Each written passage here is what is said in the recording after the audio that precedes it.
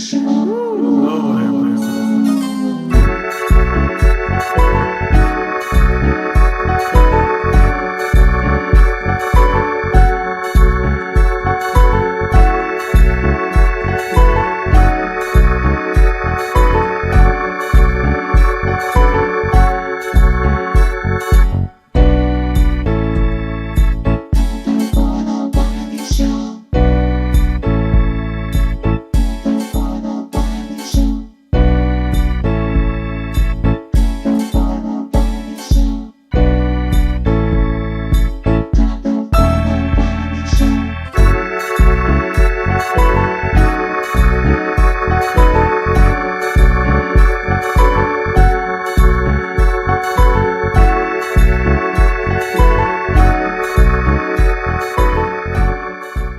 All right, thank y'all so very much for tuning into the Wiley Show. We had to take a good nap, but I'm glad that we did because we were able to check out Tasha K and what she had to say. We're going to dive also into that. We also want to play a recording from the Jamal Green campaign that Willie Wilson tried to, you know, bribe one of the campaign members on the Jamal Green campaign to actually work with Willie Wilson and actually threatened him and saying that you should drop it. Literally tried to pressure one of the members of Jamal Green team members to work for Willie Wilson. So we're gonna dive also into that. Also today we woke up with a $50 blessing towards the goal because we're trying to get to LA to cover the trial.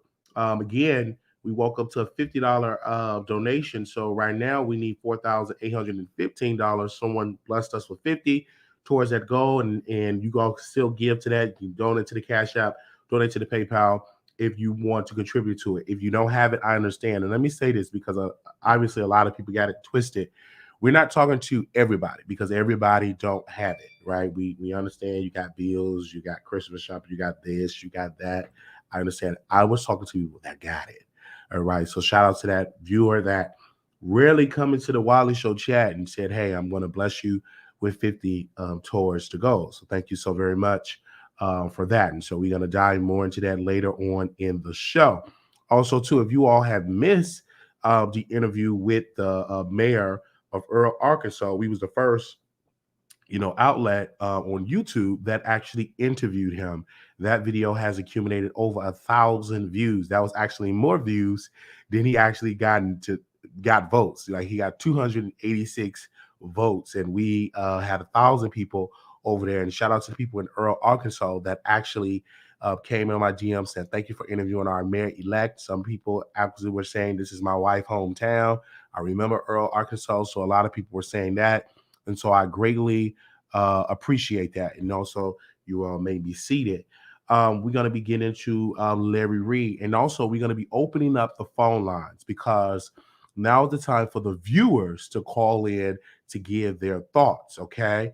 Also, on tomorrow, we're doing a special members only live because we received a phone call that I want to talk to the members and the Patreon people about. So we're going to dive into that on tomorrow for members.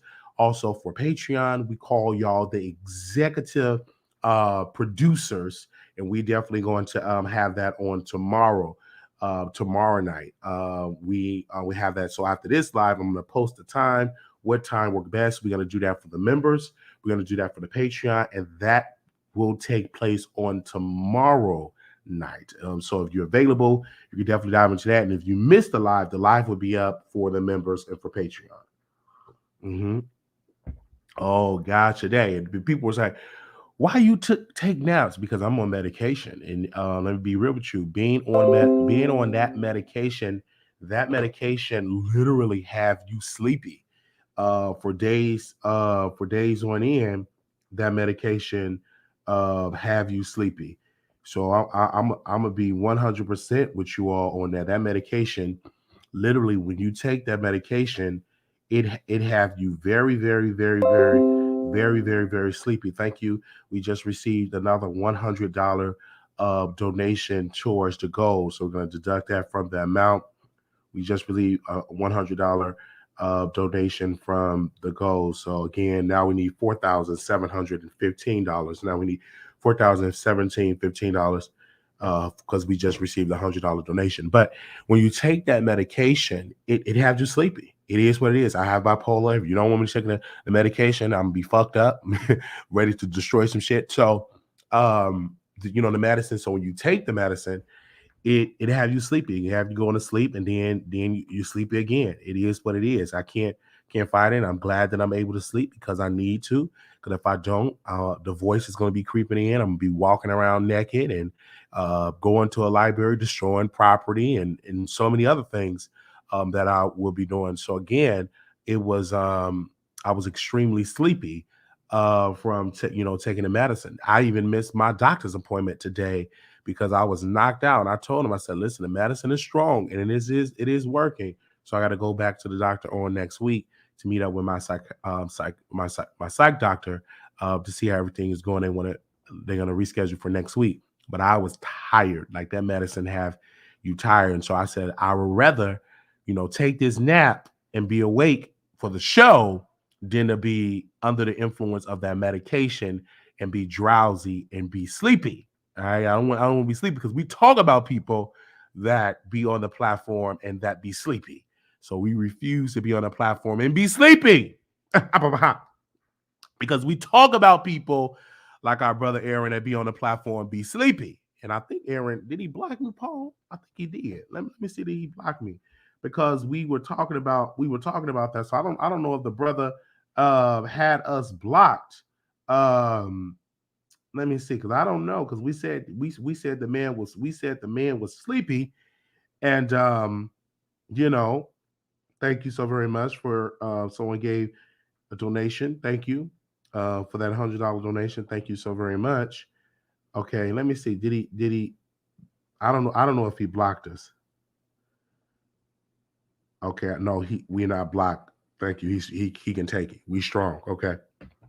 Okay.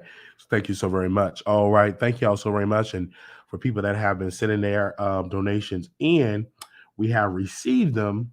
And thank y'all for sending it in and keep on sending them in so we can definitely get there for that way. Thank you so very much. We even have one of the lowest about, I think someone gave us yesterday $2. So it doesn't matter because all that, you know what I'm saying, adds up. And if we don't reach our goal, we would use that funding for something else for the show, okay? Because we're going to be doing other stuff. I might go back to Chicago, interview some people. We'll use it for something else, all right? And I want to say again, we're not talking about people that don't got it. If you don't got it, that message is not for you. That message is for the people that got it, right? We're not talking about people that don't have it. We're talking about people that got it. And if you make comments, disrespect, and try to discourage people from giving, you will be blocked. I will immediately block you, not block you, but I will delete your comment. I will delete you because we still don't have you in it for the algorithm. But if you leave a comment trying to discourage people using nasty comments, I have to delete those comments. All right. And you would be typing up, somebody typed the whole paragraph of why she won't give. And we deleted that whole paragraph to see. And I said, call into the Wiley Show so we can have dialogue. All right. Give me a second. Okay, we will be talking about Larry Reid. We got some people in here in my DM about Larry Reid. Give me a second. We will be talking about Larry Reid. Okay, we got people. That's gonna be the last story that we're gonna talk about is Larry Reid. But we do have it. Y'all sending it in. I see y'all producers out there in the bushes watching. Yeah, and I'm not gonna mention people name because people name is different than people name on the internet. And last time I read somebody's name, they were upset because that was their government name. They have a government job, and they didn't want that name mentioned. So we won't mention that amount, but we won't mention your name. All right. And unless you want your name mentioned, then we will mention it. Say, hey, I gave this amount, mention my name, then we'll mention. But most of y'all have y'all government name, and y'all don't want y'all government name being broadcast to thousands of people. But again, we have that amount of today, $100. So again, if you want us to go, just keep on giving. Okay. All right. Thank y'all so very much that they're here. But we will be talking about let Reid. And guess what? We ain't gonna rush this show to get to that. All right. We have a full show today, a full show, and we're not gonna rush to get to that because y'all don't look. A lot of y'all don't call in, and I'm not gonna rush a show to hear y'all opinion because y'all would type, some of y'all, and some of y'all won't even dial the number. Some of y'all won't even hit the link. So why would I rush a show? But have you, and then we do earlier shows. Y'all rarely call in then. So that's why I take my time with it. Let me close to me. Okay, I take my time with it and I deliver the content, right? Whether it's 6, 7, 8 hours, I deliver the content. Wherever the spirit lead us, that's what we do for the show. Because some of y'all just type, but y'all don't call in, right? And y'all are not obligated to call in. So that's why I give y'all a long, lengthy show. Lengthy show. Somebody type in the chat, lengthy show. I give y'all a lengthy show because the spirit leads me to do it, and I entertain y'all. And some of my members understand. Y'all see more of me. We entertain y'all when it comes to that. We give y'all a very, very lengthy show. Okay. So again, this is amazing. Well, thank you so very much. Let's get into the topic. Oh, also, I talked to my sister. She's doing much, much better. So thank you to the prayer warriors that have been lifting her up in prayer. I checked with her earlier today. She's feeling much, much, much, much better. So I believe the treatments and I believe the prayers is definitely working for my sister. So thank you, everybody that have put her up in your prayer. She's feeling much better. She's not 100%, but the medicine and the prayers are working. So we want to thank all of that from my sister, and I thank y'all for helping her out and doing great things. That was great news. So thank y'all so very much. All right, Brittney Griner definitely have been released out of prison. They did a prisoner swap with a Russian arm dealer, and they released her from prison. Again, I'm immediately upset about this because number one, Brittney Griner should not have had weed and drugs in her bag going through customs through in Russia, knowing that it is against the law to have any type of drug. And so she got caught and she got arrested. Now, I don't believe that she should have served, 10 years of hard labor, maybe 6, 7, 8, 9 months. You know what I'm saying? Maybe that way with BG should have sold about 6, 7, 8, 9 months. But that was a very dangerous man that we had to swap. And again, we shouldn't have not have we shouldn't have not have swapped her out, especially not from an armed, dangerous man from Russia. He was a very dangerous person, and they have to swap her out for him. It just doesn't make, in my opinion, it doesn't make any sense, swapping out Brittney for a dangerous criminal. And people were getting mad. Well, what do you mean? I said, no, because that's a stupid deal. I can understand if they swap out a person that was in Russia and that was arrested for drugs and got arrested in America for drugs, and we swap out them for BG, aka Brittney. I will understand that, but swapping her out for a criminal, a dangerous criminal, is disrespect. And I looked at President Biden bad, and so I reached out to a couple of people in his administration, send an email because I'm the type of person I will send emails, and I'm definitely writing a letter to the White House speaking to his shame, because why would you release her for a very, very dangerous person from Russia? So it wasn't an equal trade. It was a very stupid trade, in my humble opinion. Now, we get that her wife missed her, eating out of her yoni. Her wife was doing all that whipping and crying. And I get that, but you should have saved your tears. You should have told your wife before she was eating out that box and telling her not to go through customs with drugs. That's against the law. And obviously, Brittney was, understand the laws because she played for Russia for years playing basketball. So it ain't like we're talking about a person that did not understand the rules and regulations and laws and customs of Russia because she'd been there for a long time. So that was very foolish of her to do what she had to do.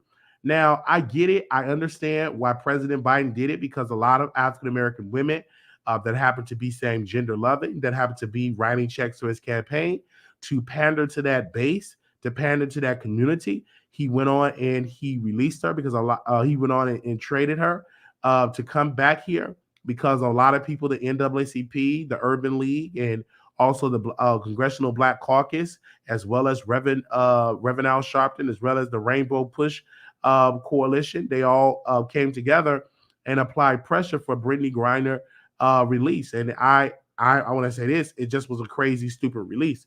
And I wasn't by myself about, I wasn't by myself about this at all, because also we had a couple of people. Oh gosh, my DM is popping. Okay, we had a couple of people responding to this and had things to say. So I'm going to definitely say it for that way.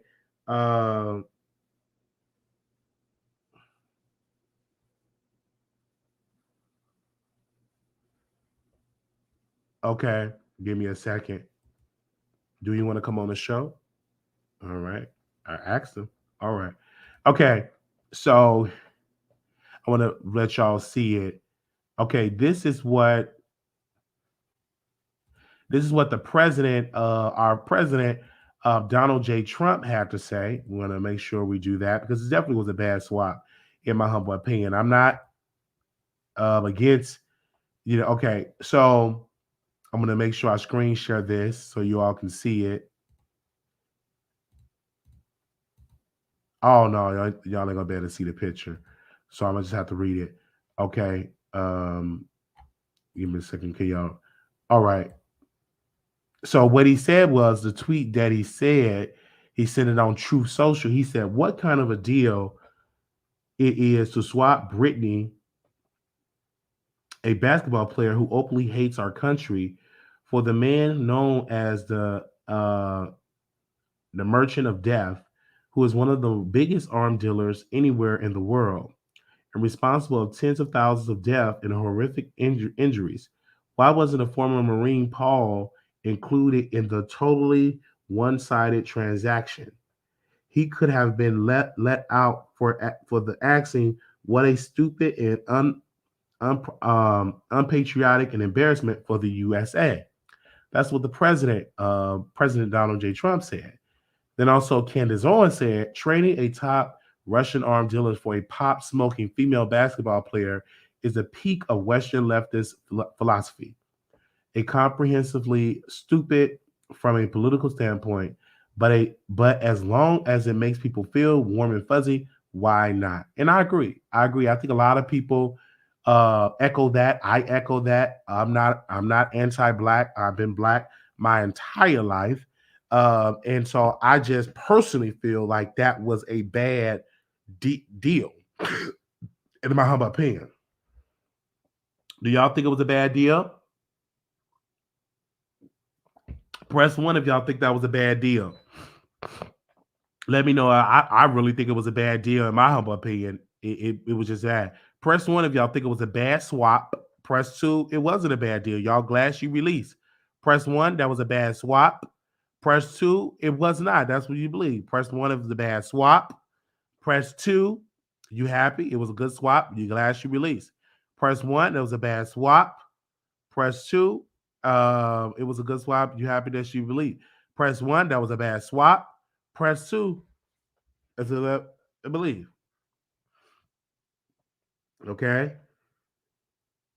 All right. So thank you all so very much. It's literally a mixture of people saying some for that. Thank you so very much. Someone just sent a $20 donation. We want to deduct that from the ultimate goal, what we need. Somebody gave a $20 donation. Now we need $4,695. So it's a mixture. And so we definitely open up the phone lines again. You know what I'm saying? And and it wasn't like she was a good one. She decided not to be with a black man, to reproduce. She was with a woman. So it wasn't like she was a good choice. Maybe if she was a wife and a submissive wife with a husband, maybe I'll look at the situation different. It's not like she had a family of children, a family, having babies and contributing to society. She was a woman who just with another woman, and they can't reproduce, not two women. So again, I don't understand, and she probably not even that submissive. When a man come in the room, she probably won't stand because she probably thinks she a man herself, and that's what I feel like, in my humble opinion. So again, and I get it. She's, not really a real wife. I don't think that's a real wife. With a woman, I don't understand. Real wife. How I think of a real wife is when you with a husband, with a man, and all that. So I don't necessarily believe that's a real wife and all that. This is in my opinion. I get it, but if that's what you want to say, I understand it. It just don't look like a real wife for me. You know what I'm saying? Real wife for me is you walk down the aisle, you get married to a man. That was what I'm saying. That's what I believe. And everything like that. That's just my belief. It may not be your belief, and it probably is. You just can't say it publicly because you're afraid of being counseled. I understand. So again, while we're talking about this, President Biden, the House of Representatives and the Senate actually passed a bill to protect interracial marriage, to protect gay marriage, and he signed it into law. And I was sitting at my desk right here, and I said, "Wow, look how fast um, our elected officials can pass same gender loving protections and interracial marriage protection, but we still do not have a George Floyd Policing and Accountability Act. We still doesn't have HR 4, I think it's HR 14 or HR 16, the study of reparations, or we still don't have reparations. We still don't have good investments for black owned media, which this country spends billions of dollars in advertising dollars, and black folks, black media don't even get 10% of that. So again, they able to pass for women and man to walk down the aisle, or a black man to marry a white woman, or a Chinese man date a black, or you marry a white black woman, and they have all of this stuff to protect that, which is great. Congratulations. And they did it at a fast pace before the next Congress gets sworn in. But I wonder, where is the rush? Where is the priorities to invest and uplift the African American people? It was us that came out of our homes during a pandemic and came out of our homes to vote for President Joe Biden, to vote for Kamala Harris, to vote for all of these congressmen and congresswomen and congressmen. So where's our priority? Where's our bills for our people? But yet was so happy and they rushed very fast to pass a bill for same gender loving folks. Nothing wrong with that. I get it. Congratulations. Who by. But I'm thinking about all of the African Americans that are in jail for marijuana. It was so great. We want to bring Brittney Griner back up because I'm getting kind of pissed right now just talking about this.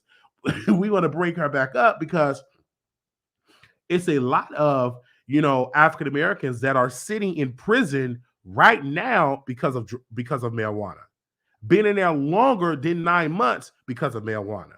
So why are we so rushing to release Brittney, but Pookie and Ray Ray and them is still sitting behind bars because of weed?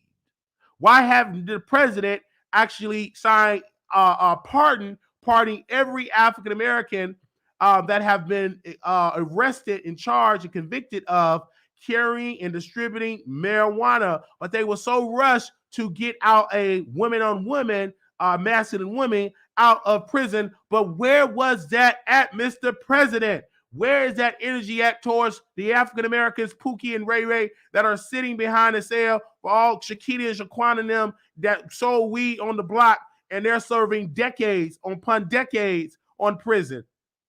So what I'm saying is, we must free Pookie and Ray Ray.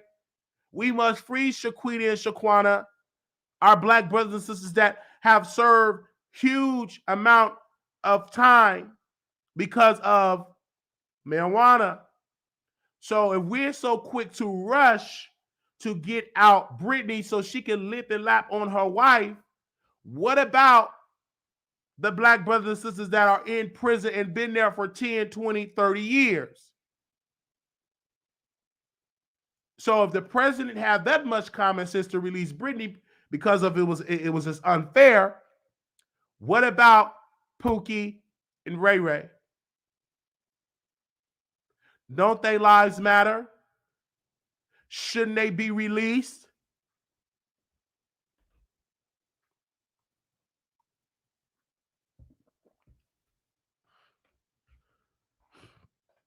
I'm just not. I'm just saying what I'm saying. And I said it humbly. And that's what I'm saying when it comes to that.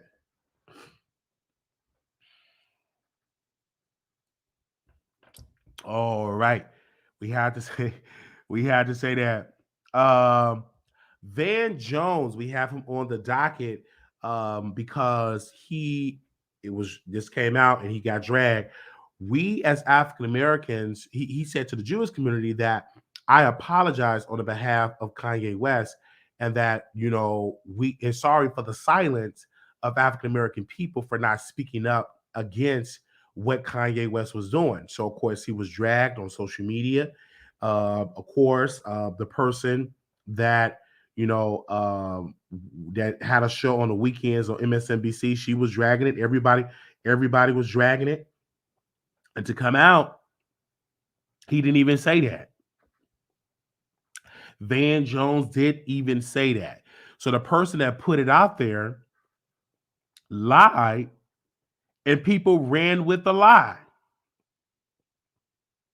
People ran with the lie, even though I don't like him, because what I think he panders towards the community in a negative light, and he sit there and he cry. And then I would never forget how he went over there to the Republicans saying, y'all doing such a great job of criminal justice. But it was them that actually pressured for lock them up and stop and frisk and all of these other things. I just have a problem with Van Jones a little bit. I have a little problem with him.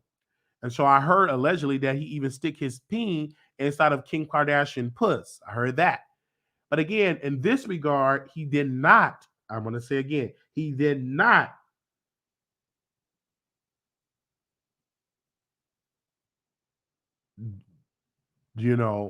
said those words. And we must echo that as well, because people were judging him off of a speech apology that he did not even do. Let me see if I can find it on here for that, because I even had some of my close producers that were saying, Did you see what Vaughn said? Did you see what he said? And he didn't even say that. Okay. He didn't even say that.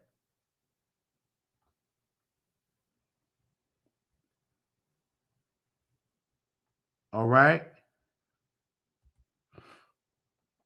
Let me see the full text recording of Van Jones' speech at the UJ Federation Wall Street dinner. It said on Monday, Van Jones delivered the keynote address, and he said, "I'm going to start off with an apology. I'm going to start off with an apology for the silence of my community, for the speech of my profession. When we hit as a Black community with appalling anti-Black bigotry and racism, the whole world saw on the video, we expect and insisted that everyone stand and roar against that hatred, and people did. By tens of millions, people marched in the pandemic. By tens of millions, non-Black people to say we will not accept this sort of racism, this sort of violence, this sort of hatred on this planet. People marched by the millions. As yet, as a wave of hatred of being building against your community, we have rationalized over and over and over again, responding with war, but often we barely a squeak or sometimes a shrug. As a result, we now have the shock to you, the pain to you, the humiliation to us of having an African American icon praising Hitler and the Nazi. And we act like we don't know where that hatred come from. I think this is the text of his speech. So I'm reading that so the people that are here, let me do that. So I'm reading the text of his speech. Let me actually screen share so y'all can see this. Shout out, we got 300 people watching right now. 300 million people watching. So make sure y'all share this on y'all social media that we are live. So give me a second. It's the full text of it. We're gonna definitely read it. The hatred, and I want to say very clearly, when it was a drip, we did not turn it off. Okay, let me do this. Not turn it off, and now it's a flood. And I want to say to you, I apologize for the silence of my community. The silence is over. I want to say to Kanye, who I know, yay, nay, yay, nay, yay, nay, no more, no more. Okay, so he said he did not say it, but in his text, it said he said it. So again, unless this text has been edited, I don't know. But he said you have awakened to this in this community a determination to stand up for what is right, and I apologize it been this long in coming. You're going to see a change going forward. You're seeing it already. The fight back now happening in the Black community against anti-Jewish bigotry, the pride that people have in standing up against anti-Jewish bigotry in our community. But I owe you an apology before I say anything. I also owe you an apology for the speech of my profession. The media, which I'm a part of and proud part, has done all of us a disservice because we have managed, I think, to convince you of something that's not true. I think I've managed to convince the country of something about itself that's just not true. If you watch cable news, if you watch mainstream media, right, left, or otherwise, you will come away with a perception that there are so many awful people in this country that nothing good can be done. If you're on the right, you would think that there are so many awful socialists and race card players, woke supremacists, and nothing good can get done. If you're on the left, you would come to the conclusion that there are too many Republicans that are all bigots and all greedy and hateful and nothing can be done. If you're black, you would say that there are too many white folks who are either consciously or unconsciously racist. If you're white, you would say there are too many black folks who want to play the race card, and there's just too many awful people and nothing can get done. And what I want to say to you is that this is not the truth. Okay, this is not the truth. Yea, there are some awful people in every group and community. It's true. Okay. It's a small problem that we have, though. It's the smallest problem we have. So, this is his speech, you guys. This is Van Jones. The biggest problem is, make sure. Okay. The biggest problem is that every group that I see, you have so many awesome people who really care. There's so many awesome Republicans who really care. Now, wait a minute. Where are these awesome Republicans at? Why haven't they supported reparations anyway? Where are they at? Name them, name them. Anyway, there are so many awesome people who really care in every group, every faith, every denomination, every sexuality, every kind of human being ever born in this country. So many awesome people who just don't know what to do, who just don't know how to help. We don't want to waste money on time. We don't want to give offense, but the vast majority of people are awesome. You don't have an awesome people problem. You have an awesome people problem. And if you understand that, there's hope. We depress you by not standing with you, and we make you feel more dispirited than you should by just showing you the negative. But we appreciate, and that what's so important about tonight, what we appreciate appreciates. So we get the chance to appreciate Dan Lobi. I hope I said it right. We get a chance to appreciate Soleta. I get a chance to appreciate Alpha Institute, and I get a chance to appreciate, give me the round of applause, Jonathan Greenblatt, and so many others. So again, he wrote this, and I want to read this last paragraph of his speech. I'm not going to read all of it, but he also said, I want to appreciate something else. The tragedy of Black folks and Jewish folks not standing together when we're under the fire is not in keeping with who we really are. People say Black folks and Jewish folks have conflict. Van, I understand what you're saying, but there's conflicts between Black and Jewish community. I think you need to acknowledge that. I said, okay, fine. There is conflict. You know why there's conflict? We are all friends here. You know why there's conflict? Because there's contact. Let me read this more. Okay, it's getting juicy. There's contact for a long time. The only white folks that are crazy enough and courageous enough to march with Black folks were Jewish people. They were the only folks who were willing to stand with us, the only folks who was willing to go to court, the only folks crazy enough to go get a law degree and then go into court and start helping us with Jewish people. Yeah, there's conflict because there's contact. We know each other. We know each other. But that contact doesn't mean produce friction. It also produces light, and light that has come from a standing together, and why you have the America that you have.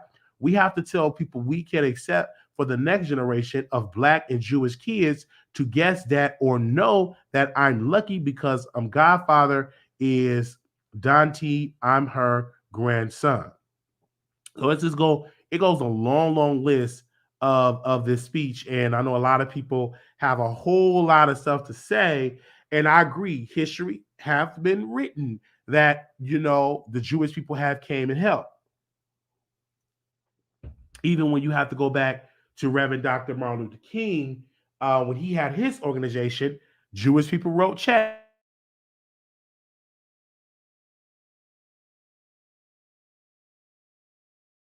Jewish people wrote checks. So again, I feel like it's a division, but we must bridge that gap, and we must, as African American people, I agree, we must talk to our brothers and sisters of the Jewish faith and get an understanding. I love Jewish people.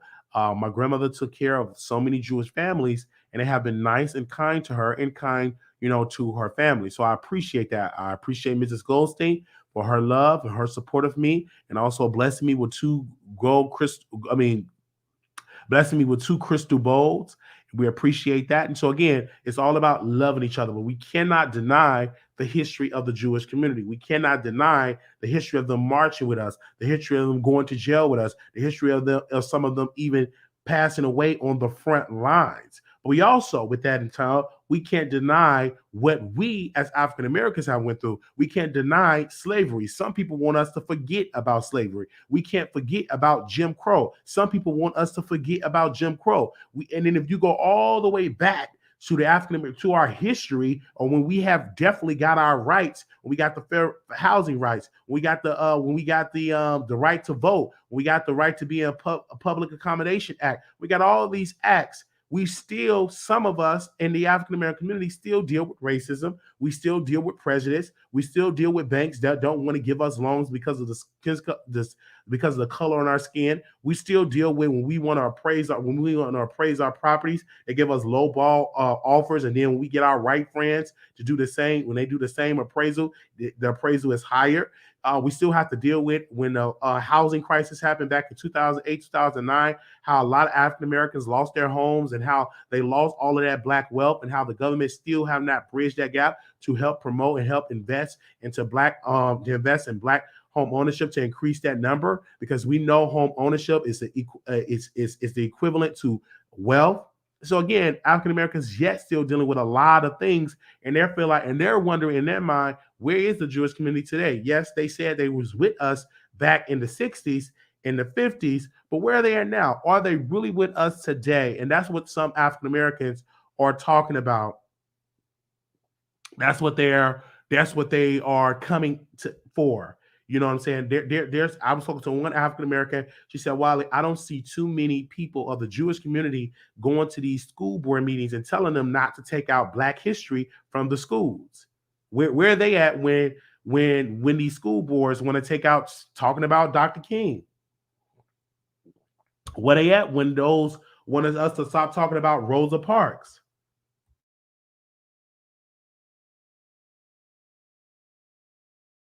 A lot of schools are afraid, a lot of history teachers, you know, they're afraid to even talk about the Montgomery bus boycott, because of some white parents feel as though it makes their white children feel sad and guilty of being white because they learn about the Montgomery bus boycott. So again, we definitely have to talk about all of this and have these hard conversations, everything like that. Like I said, I've met plenty of beautiful Jewish people, awesome people. They were awesome employers. I've had some that was my employer, gave me great hourly wages and great, it was just great people. So yeah. So again, thank you all so very much for listening for my Van Jones part. But again, people were coming at him very, very, very hard. But like I said, this is America. He have every right to say what he want to say.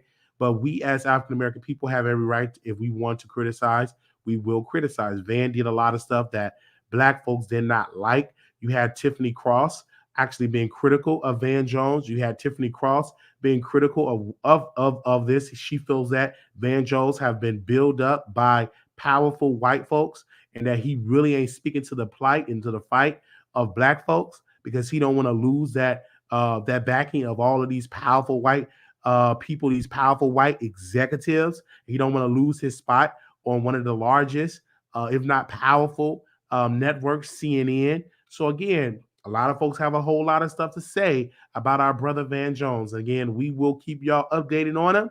Again, I like him of what it is. So thank you so very much. So I read the text, and so y'all can go and read the text for your own self. You can just Google it and you will see it on there on that way. Okay. All right, you can just say it. But I think this part of what Van Jones said, but they said he did not say that. But this is the text that I see that was said. Okay, give me a second. Let me go scroll back up of what he said. Okay, let me show y'all this because this is what he said that got him in hot water. But now he said he didn't say this. Okay, y'all see that top part? He said, I'm going to start off with an apology. I'm going to start off with an apology for the silence of my community, for the speech and for the speech of my profession. I'm going to start off with an apology for the silence of my community, and I'm going and for the speech of my profession. That is what he said. Okay, what the text of what people are writing, what the text of what people are writing. Okay.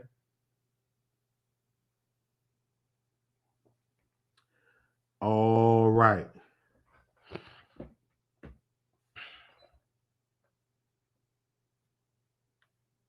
Okay, thank you so very much. All right. All right, what do y'all say in the chat? Let me read the chat here. Do y'all stand for Van Jones? Do y'all like Van Jones? Let me see what y'all saying in the chat. Do y'all like what do y'all like Van Jones? Give me a second. Do y'all like him? That's where he messed up. That's what people said. I know it doesn't feel that way. God, I'm glad I don't have. Okay, I'm seeing it right here. We beat out. Okay, let me see what y'all said in the chat in here. All right, thank y'all so very much. I got a couple of DMs of people speaking about Van Jones. Said I should interview Van Jones. That's a very good point. I would love to talk to Van Jones, but I don't know if he's really open to doing interviews. But that would be great. Okay, and so I stand up for Jewish people. Okay, I stand up for Jewish people.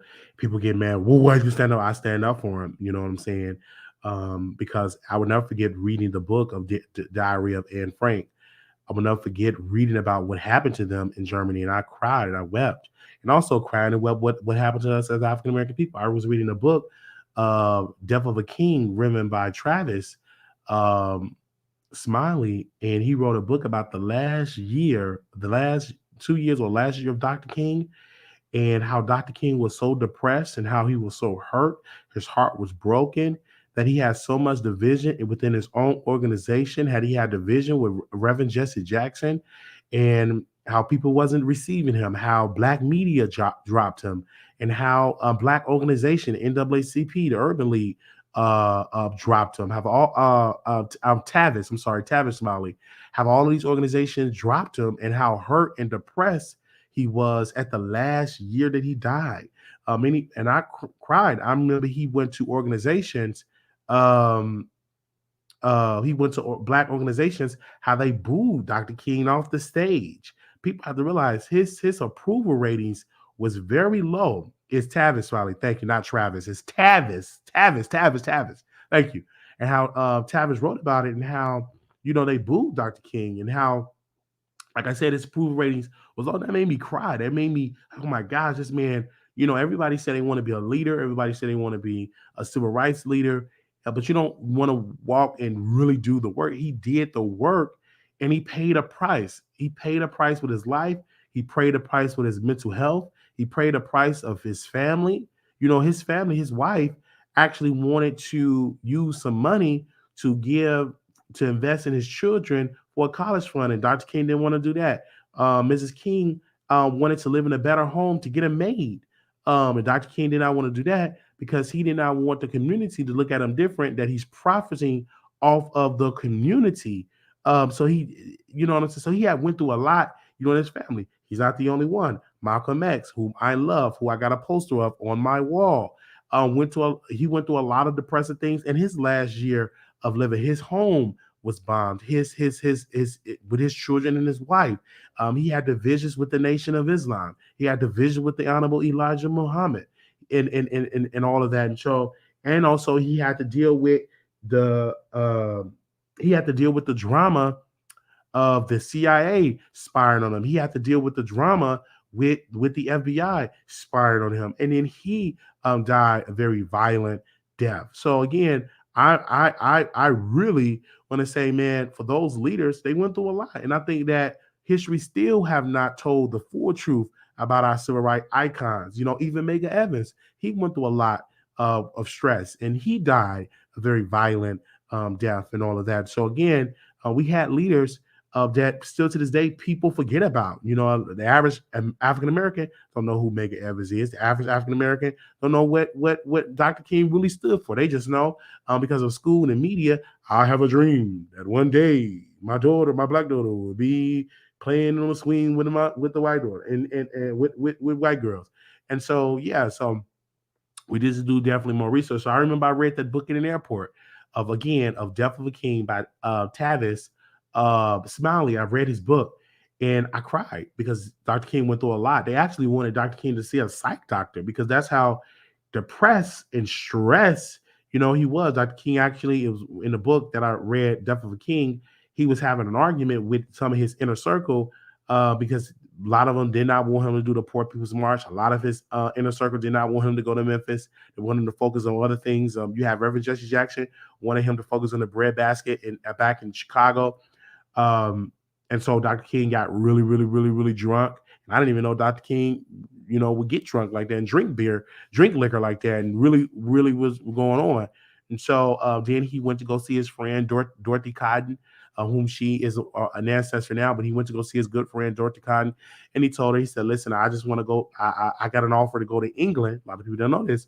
That Dr. King got an offer to preach at a church, to be a pastor of a church in England. So it's a lot that people don't know, and that's what I say. It's best to get educated on these things. So it was a lot, but again, so y'all heard what Van Joe said. We're gonna move on to the next topic here. All right, we want to say happy birthday to the Queen. She turned 40 years old, and I want to say this because I was getting dragged, and I said she's 40 years old now. Now it's time for the Queen to, make her retirement plans to exit out of the rap game. Whether it's in acting, I would love to see her act.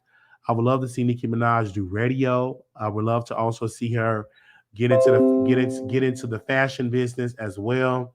But she's 40 years old, and when you reach 40, I believe that she should get into other avenues instead of getting into avenues of the rap game. I feel like she should do that, in my humble opinion. I know a lot of people is going to get upset with that, but that's what I'm saying. In my humble opinion, she should do, because she's 40 years old. And once you reach 40, I don't want to see her like Lil' Kim actually performing close to her 50s. This is something I want to say in my humble opinion. I know people ain't going to like it, but it is what it is what I am saying when it comes to people like that. Thank you so very much for it. That's what they see. So I believe that she should try to retire, in my humble opinion. What do you mean she retire? I think like when you get 40, you should get into other avenues when it comes to it. I'm just saying, I know a lot of people ain't gonna like it. She should get into other avenues when it comes to that, okay? So I believe that Nicki Minaj, should also get into owning businesses, get into owning real estate. I think she should give us one last album, go on one last world tour, and actually exit left out of hip hop. I'm just saying, because you don't want to keep doing it and then you get replaced, because she have no Grammys. You know what I'm saying? Like that. That's understandable. Her audience, they're getting older. And I think it would be great to say, hey, now I'm going to retire. Okay. I'm going to retire and I'm going to leave the baton to other artists. I'm going to leave the baton to other artists that are surpassing me musically, like Lotto, surpassing me musically, like Glorilla, surpassing me musically, like Dream Dog.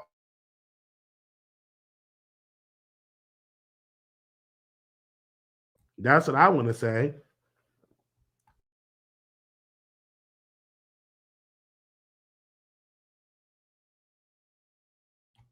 Okay. I know people ain't gonna like it, but it is what it is. All right. So again, thank you so very much. Okay, so I have something I want to address really quickly. Uh, Please do not send me DMs about what's going on in the chat. Again, we have moderators. Again, the rules are just simple. Don't time out. Don't block. Allow people to talk. Allow people to conversate in the chat. As long as they're not using profanity, I don't care what they say. As long as they're not using profanity, allow people to talk in the chat. Those are the rules. They've been the rules from day one. If you got anything, any topic that you want to talk about it. As long as you're not using profanity, as long as you're not using profanity, as long as you're not using profanity, you are free to say what you want to say. I've said this countless times. Allow people to say what they want to say in the chat because that's the type of chat that we always had. We had it for years. We had it when we was in the B sector. We had when I was on the bus. We had it when we was on the cell phone. So let people say what they want to say as long as they're not being overly racist or using bad words. Allow them to talk. I don't care what they say as long as they're not being like that. It's because we always believe in free speech. Okay, but if you're a person you cussing, you get time out, you can't get mad because we say no profanity. All right. So again, those are the rules and have always been the rules of the Wiley Show, and I appreciate all the support of the moderators. Even the moderators that's in the bushes that don't come down in the chat. Appreciate them as well. Appreciate those that are in the chat as well. So those have always been the rules, of the Wiley Show. So again, you don't have to send emails. You don't have to send DMs. You don't have to send any of that when it comes to that. You don't. You don't. Okay. Okay. So again, thank you. That was my little PSA. Okay. All right. Thank y'all. Okay. So that was that. I'm hearing, I don't know how rumor this is, and this is just a rumor. I don't know how true because I Googled it and I didn't see anything about it. But they're saying that April Jones and they're saying that Mr. Gibbs, Tay Gibbs, have tied the knot. Is that true?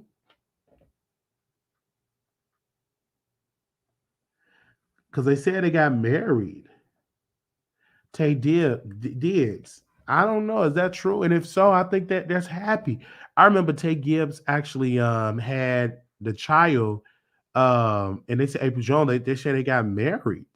All right, so they got engaged. Okay, no, they got engaged. Okay, they're saying they got engaged because I know they didn't get married. All right, so they got engaged, and I think that's happy. So again, I was watching a video and Mr. Tay had her child between his legs and people were going off in the chat.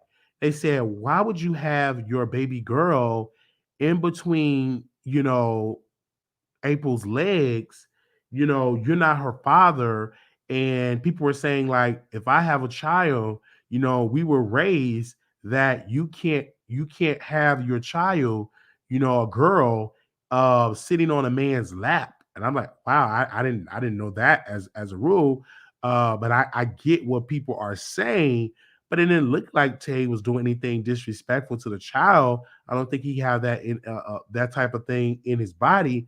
People were going in the chat. They was really roasting and gagging. I'm like, whoa. I'm like, really? Is that something like that? And I get it. I feel like you reach a certain, like me. I hold my baby niece, but my 6-year-old niece, 7-year-old niece, she's too old to be sitting on somebody's lap and all of that. No, that's inappropriate for you to be sitting on your uncle's lap. You 6 or 7 years old and all that, 10 or 13, 14, sitting in people's lap at that age. I think that's disrespectful. But like if you 1 years old, 6 months, 1 years old, they can hold the baby because I have, so I don't think there's a problem with that. But I will see an issue if the child was like 7, 8, 9, 10 years old, sitting in a man's lap that's not her father. I think that would be something that you call out. But again, people were definitely calling out. And I want to like parents, is that something mothers, would you allow your child to sit in a man's lap? Yeah, you got to watch that. Yeah. Do you think that's right? Do you think a boy or a girl should sit in a man's lap that's not their father? I want to see what y'all have to say about that. Let me know. Really? Do y'all think that's appropriate?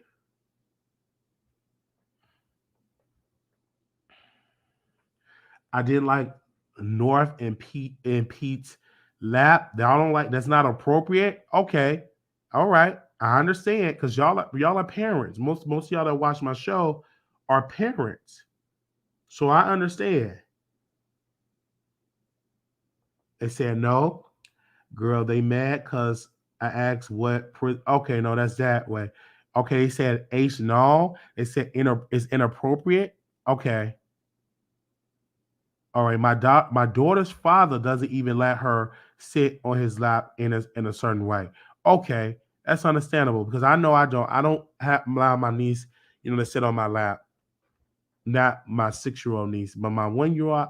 She don't even let me hold her, because she don't know me. So she let me hold her on the last day, my niece, but not my 6-year-old niece or 7-year-old. No, I don't do that. I give her a hug, but she don't sit on my lap, and I think that you shouldn't do. Allow somebody to sit on your lap. Absolutely not. Um, Not even Santa. Okay. Yeah. So I hear what y'all saying because I saw that in the chat and I saw that on the comments and I said, well, let me bring that to my audience. So a lot of y'all agree that it's inappropriate. Okay. Thank y'all so very much. Okay, we're gonna go to the next topic. They said no, no, no, no, no. Okay. All right. Thank y'all so very much. All right.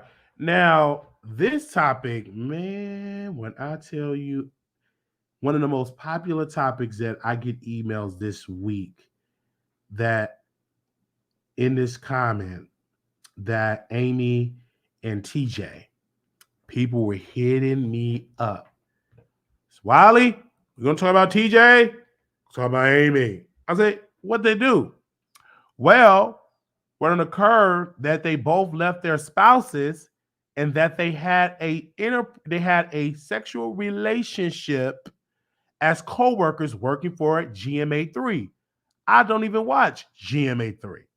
So I'm listening, I'm reading all of this. Then they're saying that brother TJ have had relations with other women at ABC. So I'm listening. I'm hearing this. And this is what I have to say. When you work in the workplace, even if the company don't forbid you to have relations in the workplace, I think you shouldn't do it. My mind go back to Tavis Smiley. He was a PBS show host. So brother Tavis had a sexual relationship with his employees and he got fired by PBS because of that. So brother TJ, as a black man working in a predominantly white network, you shouldn't dip your peen inside of Amy's puss because that's going to make you look bad. It's going to be unprofessional and you're going to lose your job. Look what they did. They took them off the air. And so again, I think personally, TJ, it's plenty other white women that look way better than Amy that you could have sticked your peen into, right? Outside of the walls of ABC. Because when you do that, you give them power to remove you. They already don't want black people on the air. So don't give them an excuse to get you off the air. Because Amy's career probably will come back and she probably will get another opportunity because she is a white woman. White women by history and also white people, they get other chances in media. I don't think you, TJ Holmes, will get that second chance. So again, what you did, it probably was right. Probably was legal is what I'm trying to say. but they're gonna play you as a fool and fire you and say, well, you broke this clause in this clause that we have that you have to have good behavior. You just broke this. We're gonna break your contract. Again, I just think he should have did it, in my humble opinion, because you black. Go to your job, do your job, go home. Don't sleep with your coworker. YouTubers, don't sleep with your subscribers. Okay?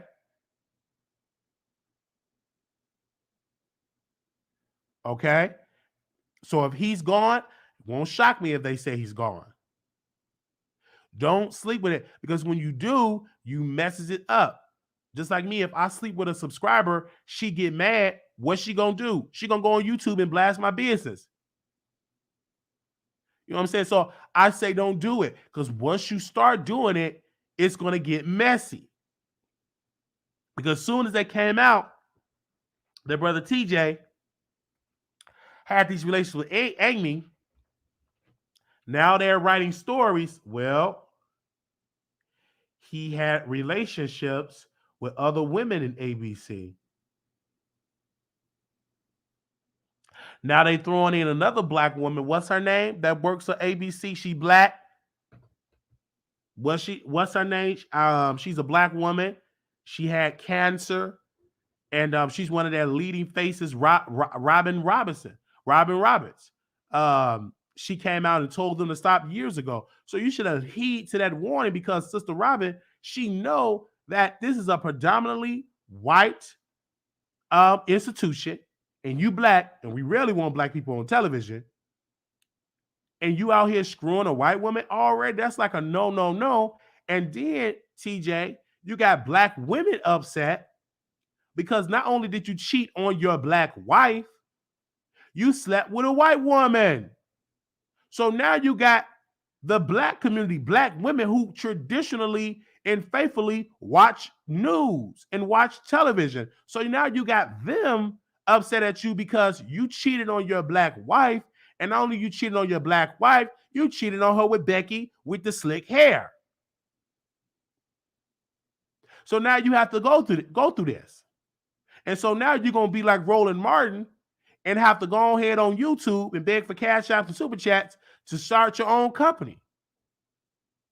You're going to wind up being like Roland Martin and yelling at your staff in the control room when they messing things up. You're going to be downgraded from mainstream media, and you got to go ahead and start your own show. So be very careful. And your career probably is over. Because when Tavis did what he did, he not on television. He's on some type of radio show that people don't even hardly listen to. So I was reading the comments of some of these black women. They were upset because now the black wife of TJ, she's going to play the victim card and say this: I didn't even know he was doing this. We were good. I didn't even know he did this. So you're going to have a lot of black folks sympathizing with that black woman, because you know black women, a lot of them don't like when a black man date a white woman. They just don't like it. If I had a white woman on this program with me right now, we were dating, y'all will unsubscribe, and some of y'all will be upset because she's white. You might not admit it, but y'all don't like it. Y'all stomach turn up and down and get upset. And when you see a black man with a white woman, don't lie to me. I know you. I study black women. Okay? So that's just how that goes. So that's what they said. So again, I don't think, me personally, as a person, I don't think it was nothing wrong with them doing that. But then my other mindset is, what if they fire you because of that? And that's the point that we're on. Make me a white. Okay. So Wiley, okay. Thank you so very much for that. All right. Press 1 if you think TJ did wrong. Press 1, he did wrong by doing. He was wrong. Press 2, they was okay. Ain't nothing wrong with that. Ain't nothing wrong with that.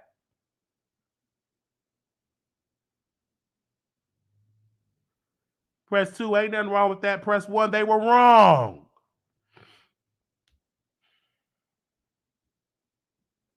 Okay? Because when you get in this position of authority, because again, I've been in this business for a while and I've been in companies. I remember one particular sister at a job that I had. Her name was Crystal Moore, very beautiful black woman. I liked her. She came to my church. She came to all this. She left the job. So I didn't pursue her until she left the job. She was very beautiful, thick, beautiful. I think it would have been a mess if we were to start dating because what if we break up and it's a mess? I remember I was working for another company and the CNA, her husband was in maintenance and she was a CNA and her not her husband, her boyfriend. So the boyfriend slept with one of the housekeepers. The boyfriend slept with one of the housekeepers. So it got back to his girlfriend and she did it. She came up to her and they was tussling and arguing and they was about to fight in the hallway because she slept with the person. They was arguing in the hallway. So we had to pull them back. We had to do this. It was embarrassing. These are black people in a predominantly white nursing home arguing because the man sticked his peen in one of the housekeepers. So that's just how that went. It was very embarrassing. And I say this, it's not good if you and I spoke to the person and I was saying to myself in the lunchroom, I said, listen, the break room, I said, why even risk of losing your job? Why would you bring a cheating man with all of these horny women? There's a lot of horny women that work in healthcare. There's horny women everywhere. But I know in healthcare, if he's a good looking guy, which he was, women gonna throw their panties at him. A lot of them horny nurses, a lot of them horny housekeepers. And the housekeeper was a very beautiful housekeeper. And so they slept together. It got back to the job. People were gossiping about it. And I feel like even though it wasn't against the rules to do so, but I heard they're probably changing the policy to make it seem like don't sleep around with coworkers because it's messy. It is messy. Because when it turned left, when you get mad, you bring the mess back to your job. Okay? I've been in situations people was fighting in the parking lot because one learns you slept with my man, so they boxing in the parking lot. Literally boxing. Somebody in the kitchen slept with one of the nurses' man or CNA man, and they're fighting in the parking lot. So I've seen a lot. So again, I say don't do it, brother TJ. You should have did that. That's a career-ending move to sleep with a wife. You would have came out better sleeping with a black woman than sleeping with a white woman. All right. Because though the ratings might have a boost in the ratings, they're gonna get press like, oh, we got to fire that black man. All right. So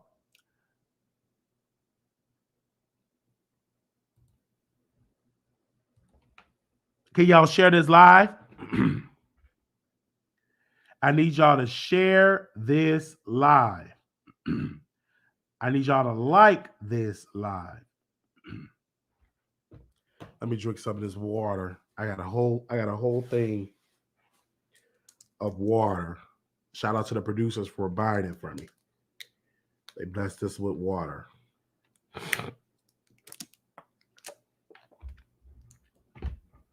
Yeah, share the live. Thumbs up the live. Share, share, share, share, share. Thumbs up.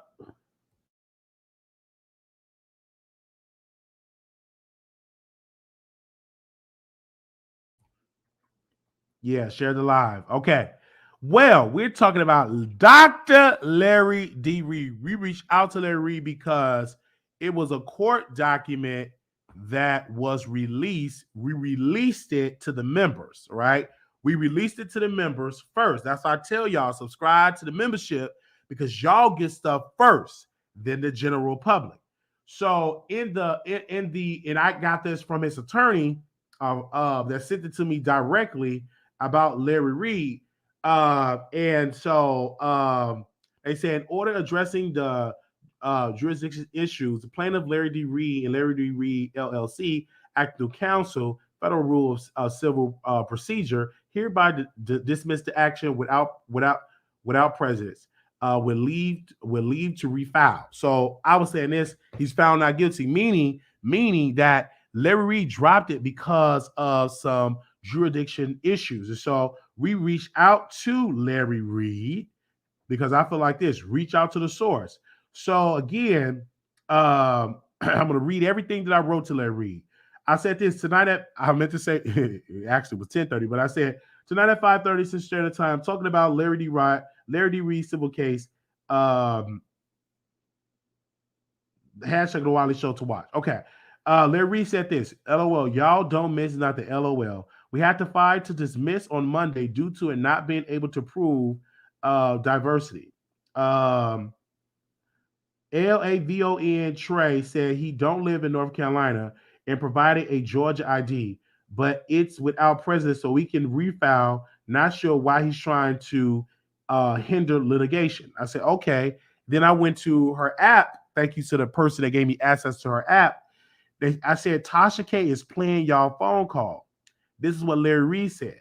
Tasha called me Tuesday after the dismissal was filed on Monday, which let me know she think that it's something it is not, and let me know that she's working with the lawyer dude, okay, Levontre Whitehead, and possibly other YouTubers.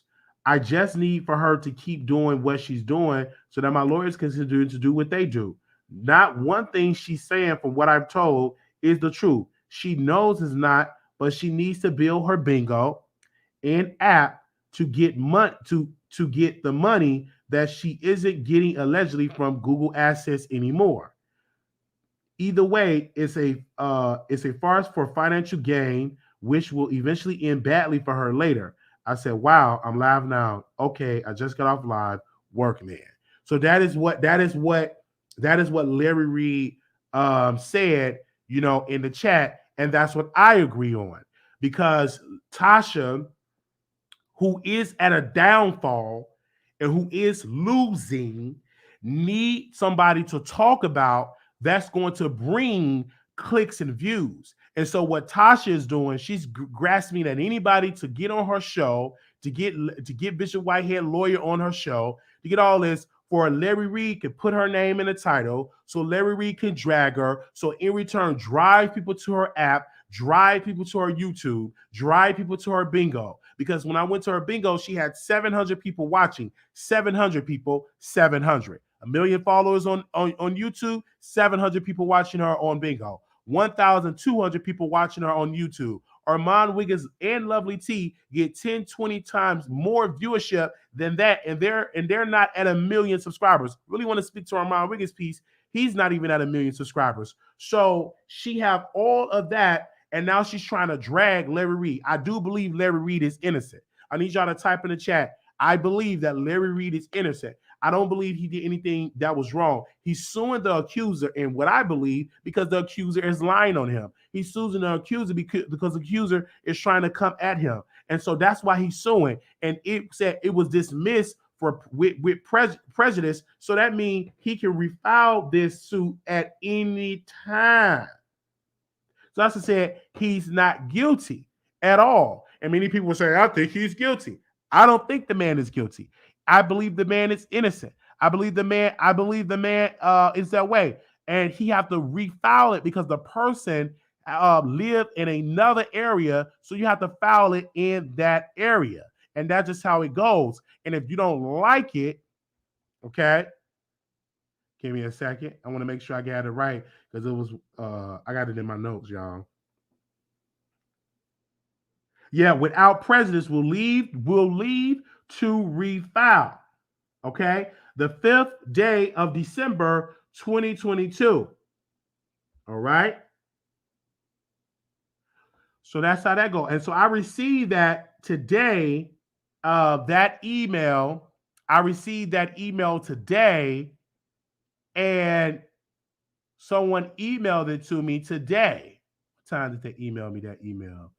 They emailed me that email at 12:45 today.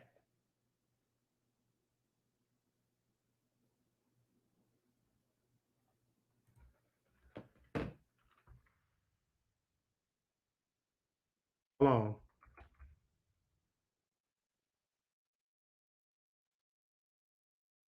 Okay. Yeah, they emailed it today. So we post that on we post that on the members only. All right. So I do believe the man is innocent. Okay. That's what I believe. I don't believe he fumbled with those boys. I believe they're known liars. If you got fumbled with, I don't care how long, go to the cops. We read in North Carolina, there is no statute of limitation. So if he fumbled with you and played in whatever, go and file it right now. Then Tasha was like, I just want to know. She recorded the phone call. Didn't even tell Larry she was on the phone call. Larry Reid needs to stop taking her phone calls because not only did she play him dirty, she literally recorded the phone call and got on the platform with Bishop Whitehead's lawyer, and they having a whole kiki on her app. Stop taking her phone calls. Give her completely silence, Larry. Don't take her phone calls because she's twisting up your words.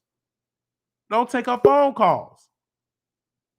Don't take her phone calls because she's using this as content. Then she's telling people, don't play it on YouTube. We ain't gonna play it on YouTube. I'm probably the only YouTuber that's gonna talk about it, and also probably probably Larry Reid, mentee, conscious. We the only two that's gonna talk about this. But you ain't gonna get 30 or 40 people talking about this until you actually do a sit down with the accuser and they show me the marks, they show me the videos, then I'll believe it. Until now, hashtag Larry is innocent. But if I was Brother Larry, I would stop taking Tasha K phone calls.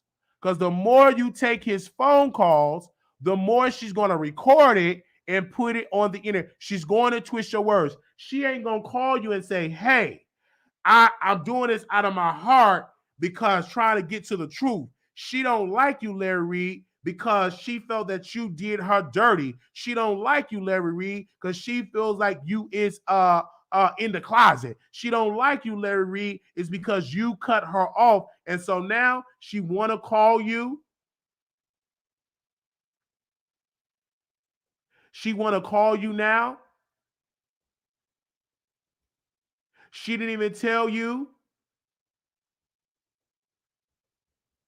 that she was going to have the lawyer of Bishop Whitehead on the line. She didn't tell you that. So she twists your words to build it up because she's trying to bait you to do a show. She's trying to bait you to go to CTV and mention her. And then she go live and respond to it because everything that Tasha K have touched went to crumble.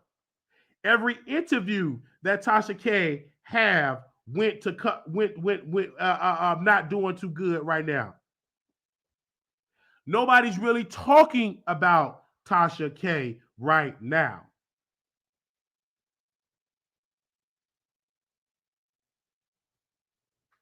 Nobody's really talking about her.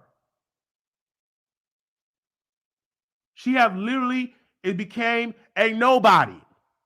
So what did she do? She's trying to drag Larry for views to get people on her app. Nobody's on her app like that. They're unsubscribing from the app.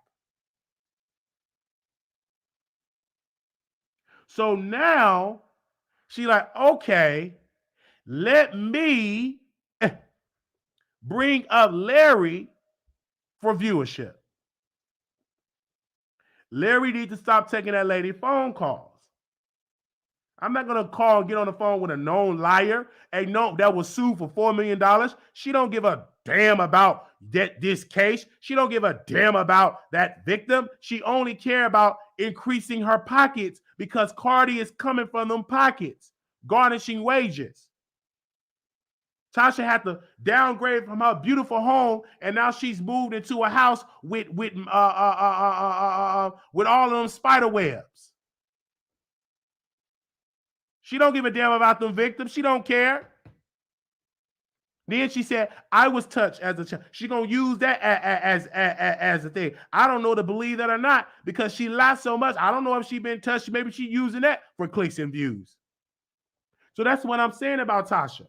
She have literally failed. Somebody could do a show right now, The Rise and the Fall of Tasha K. She have failed as a YouTuber. And now she's doing everything possible and grasping for straws for a comeback. Nobody paying her no mind. She sent emails to A-list celebrities. She sent an email to Brother Blueface. He said no. She sent emails to Krishan. She said no. She sent emails to the CEO of Zeus to interview him. He said no.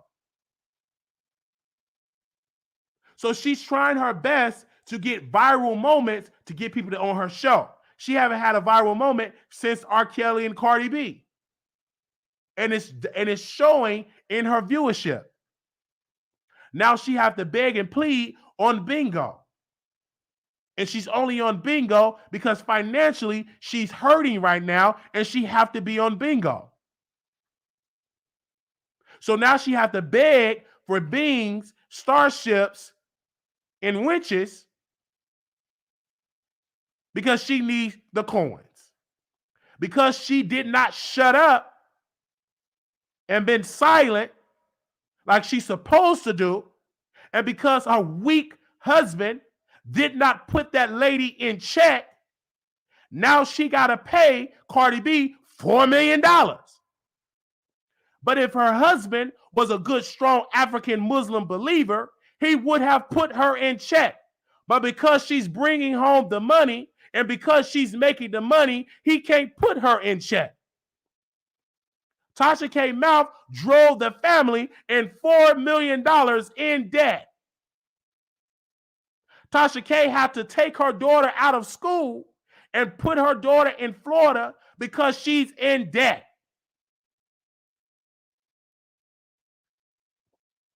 And so now she want to come for Larry Reid, someone that she have uplifted, someone that she said was have a mansion, because she need to talk about Larry for a confrontation to her clicks and views. She want Larry to go on Conscious TV Live and get clicks and views. She want Larry to come on the Wiley Show and drag her so she can go live with her employee flirting with the lawyer, and the lawyer don't even want women, he want men. Anyway like that, you got the employee showing in her tight outfit, want a man because he's a lawyer, and she gonna drag down the KB Studios because she can't keep her puss under subjection. She's sleeping with every guest that Tasha K is giving with, and that is making the company look bad. Every guest that she have on, she lusting over. She giving punani to, but can't even take peen. So that making KB Studios look bad.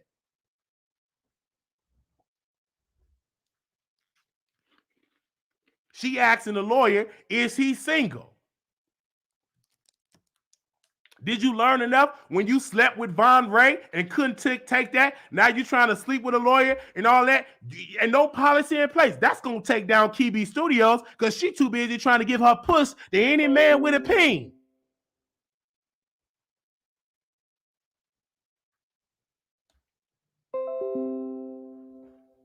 So that's how that goes.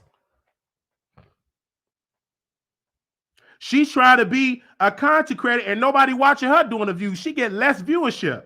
I don't know why Tasha K is allowing that woman to interview these guests. Nobody even watching that. They turn it off when they see her on their interview with somebody. She trying to interview Lustin. Every time I see her interview, that's the one that slept with Von Ray. That's the one that got the order of protection.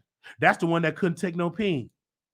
She was the same one that was on Duty Low. She tried to sleep with Duty Low. Went on Duty Low Instagram. It didn't work because Duty Low rebuked her and got her off the live.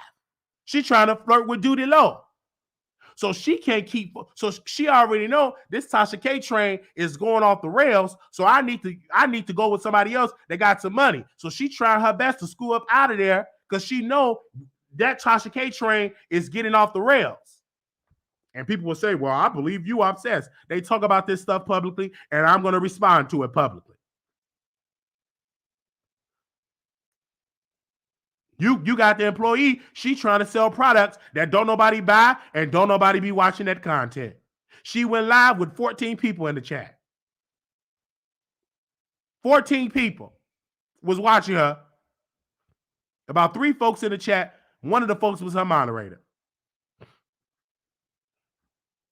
So now they're trying to come at brother Larry Reid. He's innocent. If he was guilty, that man could have pressed charges, get the police, and investigate. There is no statute of limitation on assault in the state of North Carolina.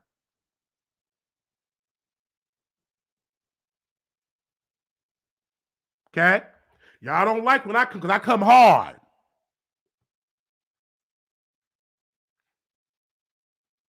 Tasha K, she the one that ran TV studios and got them in a $4 million debt. She did that. That mouth.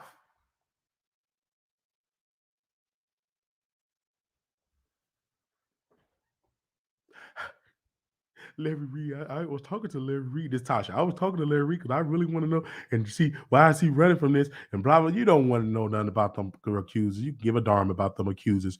You want to come up, Tasha, and we get it. And you still have failed in this regard. Thank you so very much. We're going to open up the StreamYard and allow y'all to talk about it. All right. This is the time for y'all to give y'all thoughts from the audience. Also, too, we're going to open up the phone lines because I know some of y'all like the phone lines and not all y'all don't like the StreamYard. So we got that covered for y'all as well. So give me a second while I boot that up. And when it comes to it, and then she said, I don't want y'all playing my content on YouTube because she need every type of soaking for that app. And people don't watch the app like they used to anymore. They feel like the people that she interviewing don't pique their interest anymore. All right, give me a second. All right, let's go to the phone lines. We got the phone lines open. We're gonna have the phone lines open up, and also we have the StreamYard. So moderators, you can post the 646 number in the phone lines.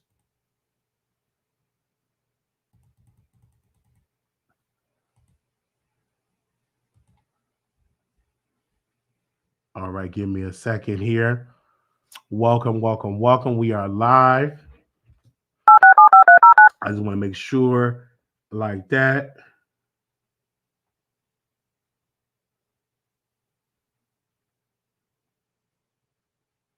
Your show now, press 1. Your show is scheduled to start in 37 seconds. All right, we got 37 seconds to go in, okay? Thank y'all so very much for y'all support. We got people backstage where it's come on, so y'all be patient because we got people backstage that do want to talk. So give me a second. We're gonna take everybody once this message come out. Once the message come out, we will. Your show will go live in 5 seconds. 4, 3, 2, 1. Blog Talk Radio. All right, we are live on the Wiley Show, and now is the time for the public, the producers, to give their side. Go ahead, brother Tommy. You're live. Hey, Wiley. Hi. Listen, happy birthday to Queen Anika Tanya Mirage. She's still in the game. She might be 40, but she's still in the game and she's still dominating as usual. But I want to talk on Larry Reid for a second. I think he needs to refile it ASAP because it's not going to look good. No one's going to, how would I say it? Forget this ever happens. He needs to refile. If he doesn't refile, it's going to be looking very suspicious. I understand that it was in the wrong location or whatever, but some people are saying that he didn't want to go through it, and I'm entitled to believe it because he's been very, I not shady is the word, but he's been very conspicuous. He's been trying to hide what he really feels about the whole situation. So it's like you have to refile. You need to take charge of the narrative, and you got to make sure that you win. And I think that he is innocent. I don't think he would do that. But then again, maybe we're just seeing his online persona. You know what I'm saying? So all I know for sure is that he needs to refile it to change the narrative. Because the narrative right now is that he wants to backpedal. No, and right now they filed it in the wrong jurisdiction, and he's going to refile the lawsuit, just like when Tasha, she filed it in the wrong jurisdiction, and then she had to file it in the right one. So this is not uncommon, and we definitely want to see about how it's going to go. Also, the phone lines is open 646-716-8447.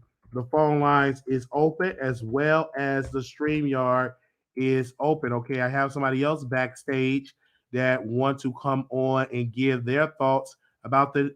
Oh wow, Jims, you live on air. You're muted. Your mic is muted. Jims, your mic is muted. Hey, Wiley. There you go. How are you? Doing all right. So I don't get your bias with Larry Reid. Larry Reid is weird for a pastor. The stuff he talks about is hella inappropriate.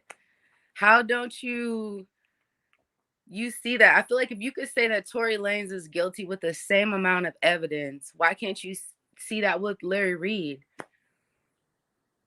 Well, for me, I don't think Larry Reid is guilty. I looked over the documents and anything like that, and I was like, okay, y'all still have time to apply pressure with the cops and to get charges. Why y'all not going to the cops with this? Why are we going to Bishop Whitehead? Why are we going to another YouTuber? Why are we going to Tasha K when you were violated? If this is true, if you were violated with by Larry, go to the authorities. Why come to the cops? If I get violated, I'm not going to come to you to go on your channel to build you up. I'm going to go to the people that can give me some justice. You can't give me no justice. Tasha K can't give me no justice. Bishop Whitehead can't give me no justice. The authorities have to get involved. And this happened years ago. So now you still can go to the cops, but you're not really cooperating. You're going to bloggers. So that does not make any sense. You can't go to bloggers and expect to get justice. You have to go to the authorities. But that's not fair, according to what you said before, Wiley, for other people who have accusers who have not gone to authorities. Like, example, just with Tory Lanez. I'm not defending Tory Lanez, but I'm just like noticing the side. Well, but Meg Thee Stallion did not go to the authorities. I said the same thing for Kayla Walker, was guilty. You did, but a lot of his accusers also didn't go to the authorities. But did he go to prison though? He did. All right. But maybe not all of them went to authorities, but majority of them did, and he went to prison. When it comes to this whole thing with Tory Lanez, the authorities, the prosecutors say, hey, we're going to file charge against him because he broke the law. Whether Megan or not, whether she didn't cooperate or not, she's cooperating now. And that's why he have those charges on him. That's why he have to go to trial. And I believe at the end of the day, that jury is going to come with a guilty verdict. And if it don't, I'll come out and say, well, it came out with a not guilty verdict. But that's when my gut is telling me that the man is guilty. I'm not like Milagro Grams. I'm not like her. Oh my gosh, why do you keep doing that to Billy?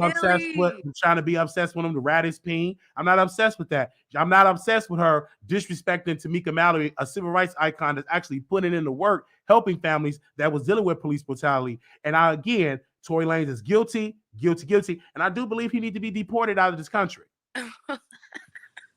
That's what I believe. You have a right to your opinion, Wiley, but I just noticed that I just don't understand why you're caping for Larry Reid so hard. Like, he is a weirdo.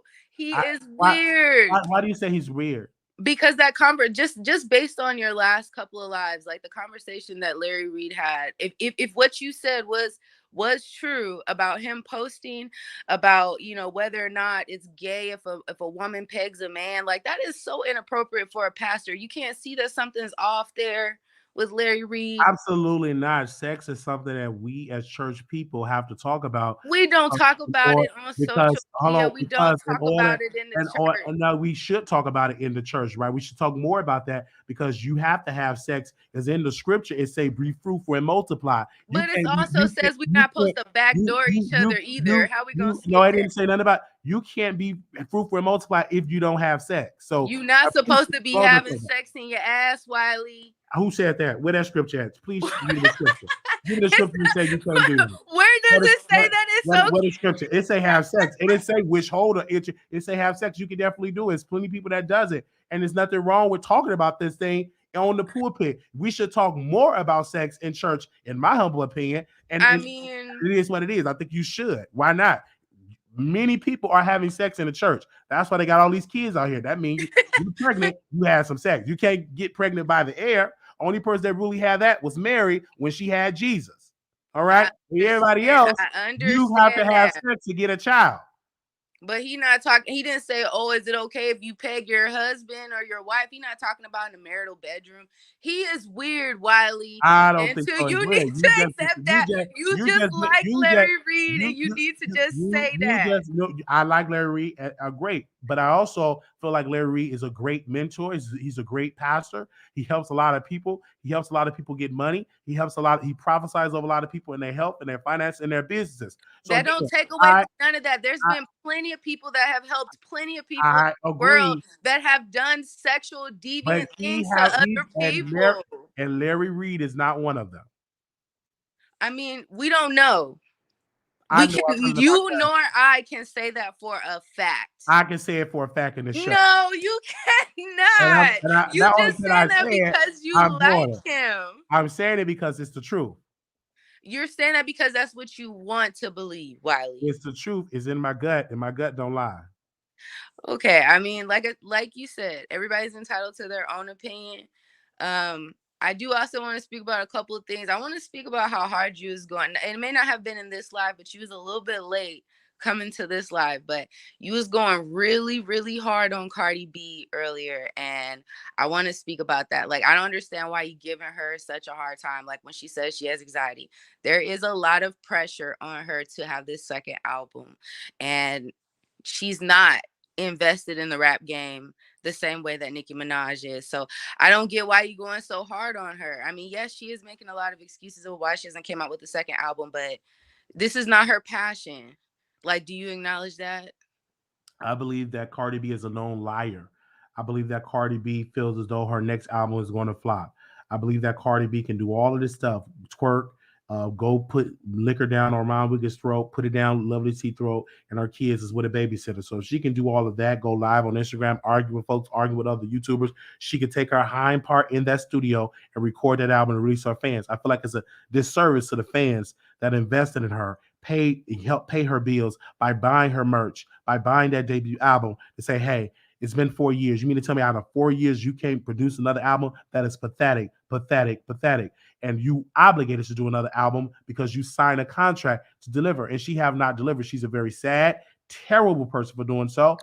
And also that doesn't make her a terrible person. And also, I think it's very trashy of her as a mother to use an excuse as for her children, like she can't be away from her children because she has separation anxiety, but she can go to the club without her children. She can go chase women that's trying to that Offset cheated on her with. She could do all of that and not around her children. So again, why are you using your children now? If you had so much of this separation anxiety, you should have kept your legs closed and gave us another album, but you didn't do so. Should have waited until you got close to 40 to have children like Nicki Minaj did. When Nicki Minaj was coming up, she didn't have any babies. She came out and she released and she delivered that's her passion. with albums. When it comes to Cardi B, I feel like she's a known liar. I feel like she's trashy, and I feel like she should have done a better job by giving the folks another album. And if you don't believe so, there's something wrong with you because it's been 4 years.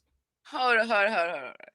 First of all, I don't agree with you, or I don't disagree with you when it comes to when she should have dropped her album. But you're also comparing apples to oranges in this situation. Nicki Minaj, this is what Nicki Minaj wants to do with her life. This is her passion. Cardi B is after a bag. There's two different agendas, passions, motivations behind this. Cardi B just wants money. She's always talked about that. That's her motivation. So I don't get why you don't see that. She's not an artist at heart. She likes to get on stage. She likes the attention, but she's not really a rapper. So, and she's let us know that by having ghostwriters and everything. She does not really have, like she said, it gives her anxiety because her heart's not in it. Now, I'm not a Cardi B fan, but I see her as a person, and I can understand that there's a lot of pressure on her. So I'm like, why are you going in on her? You know, going to the club is a one-night thing. You can find a babysitter. We're talking about a couple-month tour. Like, you can't understand separation anxiety. She can do a 10-city tour or whatever. She needs to do a tour because it is a disservice to your audience. People spending their hard-earned money to buy your product, and you're not delivering product. You are sad and pathetic. And I said it to her publicly, and I'm going to say it to her on this camera because I know y'all going to screen record it and send it to her. Y'all can send it to her because I'm not backing down. She is pathetic for leaving her fans and not delivering the product. If this was Nicki Minaj, y'all would come at her hard. But because she's bilingual and because she's lighter skinned, y'all giving her a pass. Again, Cardi B should release another album. It is what it is. That's where I believe. I believe that she don't want to release another album is because she know it probably won't outsell the first one. And I agree with you with that. I think, like she said, there's a lot of anxiety. She does think she's gonna flop. Like another caller said, that he doesn't believe that she's gonna flop. I don't think she will either. I don't think it's gonna do as good as Invasion of Privacy, but I can just see the difference of the two people. And when if you're gonna compare Nicki Minaj, it just doesn't really seem fair because she's the best female rapper ever, and this is what she wants to do. Like, this is her passion, versus Cardi B kind of came out of like love and hip hop. Like, I just feel like she's after a bag. Like, this is not what she wants to do. She is making a lot of excuses because it's not what she wants to do. So I don't know. I just don't get why you all of a sudden kind of going so hard on Cardi, because you be talking bad about Nicki, and I'm just a little bit confused. Like, I listen, I won't talk about either one of them because what I do over here, I always believe about free speech. Sometimes I like Nicki, sometimes I don't. She need to release a new album and then really get into retirement. She almost in her 50s. So again, I feel as she though is 40, Wiley, she's gonna today. 40 today. 10 more years before you wait until you can sleep and take a nap, she'll be 50. But what I'm saying is she, in my humble opinion, I feel like Cardi is definitely a great artist. I don't care if she has 45 ghostwriters. It's nothing wrong. It's nothing wrong with having ghostwriters because Nicki have ghostwriters. Everybody that's in this music business have ghostwriters. You have people to help you with a record. Because every time I watch the credits of Nicki, I see all of these names. It don't just say Onika Mirage. It say Billy Bob. It say Mr. But she said that about her hooks, not her verses. Y'all say that they writing the hooks as well. And so y'all can believe that in the first place. I know I can see a person that get help, and she's one of those type of people. So again, back to Cardi B, we want an album, and I'm gonna stand on your neck until you release one. Well, you got the right to do that, but that's pretty much all I have to say about that. I just feel like she's not an artist at heart. This is just something she's doing to get a bag. She likes to perform, but rapping is not her passion. It's not like she's saying like a Meg Thee Stallion or Nicki Minaj, like, oh, I've been doing this since I was in my teens or since I was a child. Like, this is what I always wanted to do. I idolize this person. I idolize that person. I just feel like this is not what she. So I can accept her exiting the rap game without feeling like, oh, you're a terrible person, Wiley. I don't think that makes her a terrible person. But you may not believe so, but in my heart of hearts, she's very trashy, a very trashy person. I know a lot of people feel like you're saying this because you want to get a lawsuit with Cardi B. I'm not saying this to get a lawsuit with Cardi B. I'm saying it because this is what I believe. I'm not afraid of her suing. She can sue, but she won't win. I'm media, and I'm giving my opinion. The reason why she sued Tasha is because Tasha said she had the bumps. Tasha said that she was a prostitute. Tasha said all these things. I didn't say that. I feel like she's pathetic. I feel like she's lazy. And if she sued me for that, I will prove that in the court of law, her laziness. I'd be like, Your Honor, it took her 4 years, and she still don't have an album out. Why are you being so mean to her? And then also, what you said about Tasha K, I do agree. I do believe that she is trying to ride the Larry Reid thing. I think that she isn't having as much engagement on YouTube, and that's why she's going to be. I was listening to her video today, and I couldn't do it, to be honest with you. I was like, oh my God, I really want to just turn this off. But I've never been a person to listen to Tasha K's lives because it's just too dark for me sometimes. Like, the level that she goes to is just too much. But I mean, I do agree with her to an extent that Larry Reid is weird. And I don't know when you're going to see that he's weird, but when it comes to light, when he does something else that's weird, maybe you'll be like, okay. He's not weird. I believe Tasha K is very weird, allowing a known employee that was delivering her puss to a jailbird. And what does that have to do with Larry Reid being weird? Couldn't even take the peen. I think that's weird. I believe it's very weird for her employee to be interviewing guests and not Tasha, and they don't get any engagement because they don't like her delivering content. They prefer Tasha. Do you employ an employee or Tasha? You prefer neither one, honestly. But if you had to pick one, you would pick? I would probably pick a black screen. You probably would pick Tasha if you had a choice.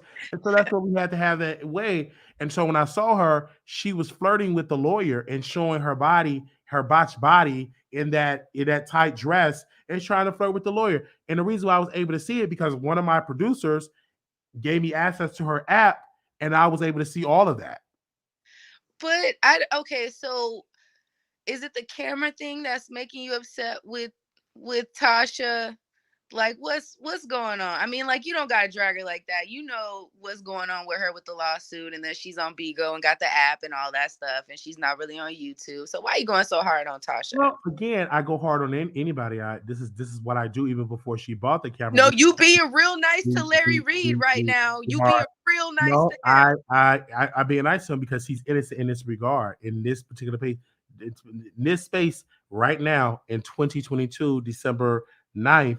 He's innocent and he have not done any wrong, especially when you're talking about these quote unquote lying accusers. I call them lying accusers. They're lying. Well, okay. Because they have filed something with the police department. They haven't cooperated with the police. Like it's been over 10, 15. They said back in 2009, which I was in high school by that time, 2009, 2000, whatever, you didn't cooperate with the cops, but now you crying and weeping with YouTubers, and then these lying accusers, why haven't they come on camera? Come on camera. If you got all this stuff to say about Larry Reid, come on camera. Don't come out on a black screen. Don't come in the dark. Because look how y'all did Brother Daryl. Brother Daryl was on the front lines, and them accusers left him hanging. They refused to testify. They did all this stuff, and Brother Daryl, now he's somewhere begging and have to go to the shelter to get a turkey for Thanksgiving, and now he ain't got nobody watching his show. Did all that, ain't got nobody watching the show. They left that man hanging. You did all of that, and they left him hanging. When he was asking, hey, y'all, can y'all testify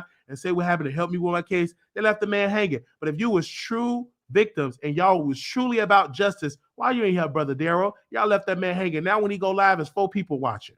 Okay. 4 people. And y'all did all of that, did all that talking. Man and Larry sued that man. They left that man hanging. I understand that, but I guess, like, so you don't understand that, like, as a man, that might be really humiliating. You might not want to put your face out there and risk your reputation in your job and let everybody know that another man took advantage of you. Some men are not comfortable with that. A lot of men get assaulted and don't ever come out and say anything because of that. I gotta recite it. I have to get something down my throat. Not no liquor though, like Cardi, but water. So if you have enough cojones to go on a YouTube live, okay, or go on, take a phone call with Bishop Whitehead, yo black behind should have all of that common sense and thick skin and tough skin to come on camera.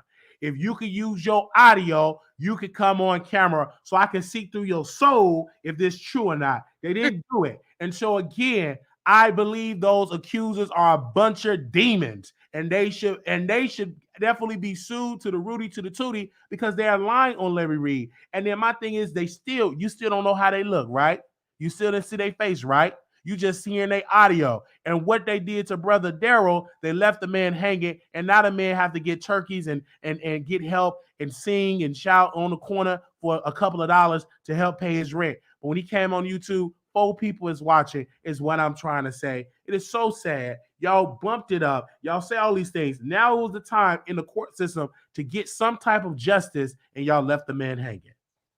Wiley, I just feel like you're being biased with this situation, because I've listened to you cover other cases that sound very similar to the way that this is set up with Larry Reid, and you did not have any grace or understanding for those other people, because when the situation with Kaylin Walker happened, you were like, all these women can't be lying on you, but you believe that all these people or these few different dudes are lying on Larry Reid. I just don't feel like that's fair. It's very fair. And when I'm saying he only have one accuser, because the other accuser backtracked and said it didn't happen. That man said, "Oh, I didn't know I was on the phone," and he talked to the cousin, not Larry, but he talked to the cousin. I didn't know what was going on. So it's just one that's docking the process servers and trying not to go to court. But what I'm saying is, if you want justice, sir, if you want an accuser, sir, Go confront him in court. Don't duck and dive and move to another address and get another ID because you don't want to go to court. If you have all this hardcore evidence and your testimony is so strong, you wouldn't be hiding from the courts. You won't be getting another ID, moving to different places so they will have to refile in another jurisdiction, is what I'm saying. Where's Bishop Whitehead? He's nowhere to be found. Why haven't he brought the accusers to his church and pray of them? He haven't done that. They all done it for clout because Larry Reid embarrassed Bishop Whitehead because he robbed himself and robbed himself of his own chains, and he did that for clicks and views. And now Bishop Whitehead, allegedly, I'm gonna say allegedly, now he's out to preach with folks on the internet. When he was talking about Larry Reid, he had thousands of people watching. When he was preaching about Jesus, when he was preaching about Paul, when he was preaching about Peter, when he was preaching about Mary, he only got about 5 or 6 people watching. But when he was talking about Larry Reid, thousands of people. But people didn't check for him when he was preaching the gospel. They don't care nothing about him wearing these big gold chains, preaching the word of God. They don't watch it because maybe his anointing is not there. But people don't watch it. So that's on him. And he's mad that Larry Reid can get hundreds and thousands of people to watch him preach, prophesize, and minister to them. And also he see that he's paying the bills of many people in his church, in his ministry, and Bishop Whitehead literally have to rob himself, allegedly, for the insurance money. Okay. Okay, Wiley. I'm going to let you have that because I don't fool with Bishop Whitehead either. I think that both of these pastors are questionable. And I think that it's backwards thinking to feel like, okay, because this person has done great works in their community doesn't mean they can't be a shitty person in real life and can't have their own demons that they're battling, sexual demons, Wiley, that they may be battling. But we don't know for sure. I'm not say that Larry Reid's accusers are right. I'm not going to say that they're wrong. I'm just going to say Larry Reid is weird. And that is what I get off of him. So I'm going to leave. That's our personal opinion, and you have a right to how you feel. I believe that Larry Reid is an icon. I believe that Larry Reid is a legend. Icon. I believe that his prophecy is true. He said, "This is the month of decisions. I made a decision in my life, and nothing but doors, Ashabaha, have opened up for me." And so again, Larry Reid is a great person. Get to know Larry Reid for yourself, sister. And he's going to continue to talk about sex. He got a whole OnlyFans over there talking about sex. There's nothing wrong with Christians talking about sex because guess what? Christians have sex. Bishop so-and-so have sex. Sister so-and-so have sex. Missionary so-and-so have sex. So sex do exist, is a part of our existence in this world. There would be no world if it wasn't for sex. And that's true. But the manner and the way that he goes about it is uncomfortable. Okay. If that makes sense to you. But let me ask you a question, Wiley. Yeah, I'm here. Your sexuality real quick. Go ahead, talk about it. So like when did you decide that you enjoy sleeping with men? Like where did the bisexuality come in? Like when did that curiosity? Well, for me, the curiosity came from Brother Derek. He was a next door neighbor. His name was Derek. If I had his last name, I would put it out there. We were watching Toy Story and we started doing something. He was around the same age as me. I was a kid. And so ever since that moment, when we were playing around, messing around, I just had those urges and had it for a while. The bisexuality came in is when Patrice Everett was the first woman that I was intimate with. And I've noticed that I'm attracted to women as well as I'm attracted to men. So that's the way it came about. I have not always been bisexual. I thought I was just gay, but when I saw women, I was turned on by women. And then when I had my first encounter with Sister Patrice Everett from the True Church of Holiness, I started to notice, oh my gosh, I like women as well. So that's where the bisexuality have come into. That's why I'm a proud Black bisexual man.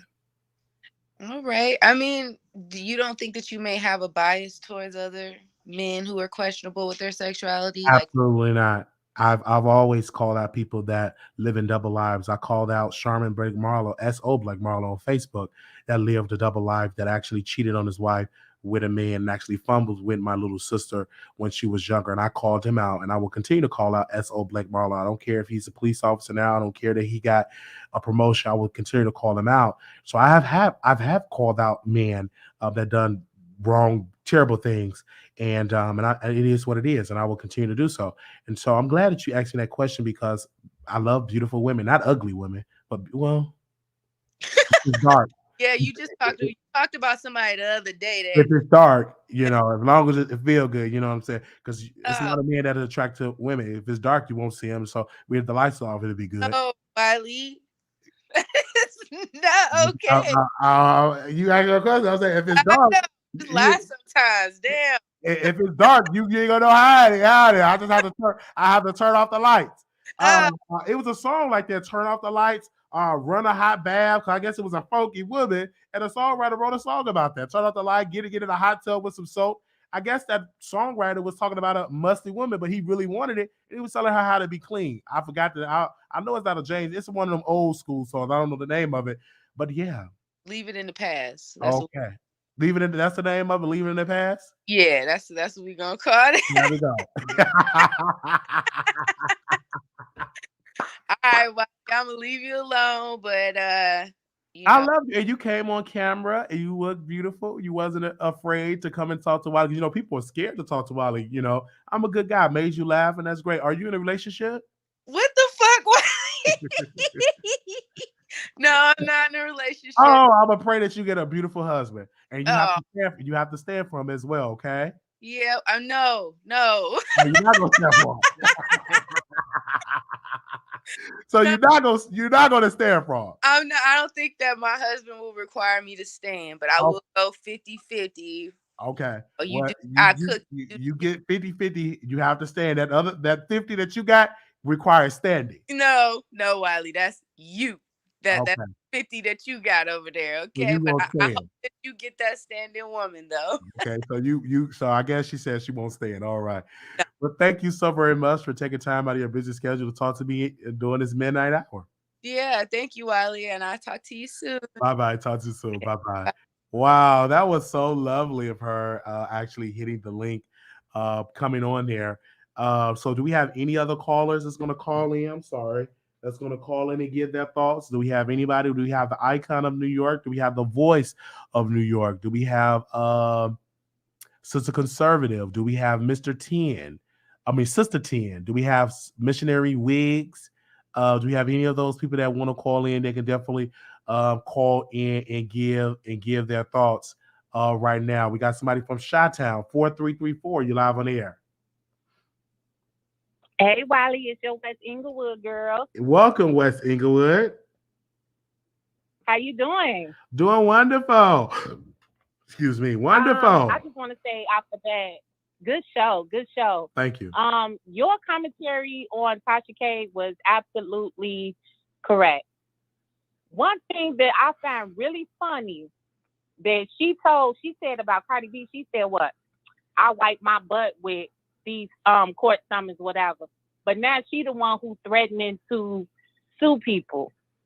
Facts. Not every YouTuber want to sue somebody. Sherelle want to sue. Everybody want to sue YouTubers now. Ain't that funny? Ain't that funny? Facts. But it's absolutely crazy how you're right. Her viewership has definitely dipped. And it's almost funny in a way because you thought that you had this whole YouTube game on fleet, honey, and you don't. Facts. The quicker they rise, the quicker they fall. And so that's why I'm glad that you have a steady rising. Yes. And you have a core audience who kick it with you. Yes. Because that's not gonna happen to you. People tuned into her because of the clickbait. Facts. And now she can't get people to do it no more. So the quicker they rise, the quicker they fall. The quicker they rise. You was definitely on point. The quicker they fall. You was on point with that. Absolutely. and to see that, you see that this is not hating. These are facts. You see the downfall. If you don't see it, you must be like Ray Charles and Stevie Wonder. Person with vision, you see the downfall. Yeah, because she had all this to say about Lovely T not having 1 million followers and being on YouTube for 20 years or whatever. But Lovely T, when she go live, she have at least about 12,000 people in her chat. 12 to 14. And people is sending them super chat. Facts. People are engaged. And so the number of subscribers, it really don't matter. The engagement is what matters. It's engagement. And so you got 1 million subscribers, but you can't get more than 3,000 people on your live no more. Wow, you notice. That's funny. You see that? Yeah. So that's all I wanted to say, Wiley.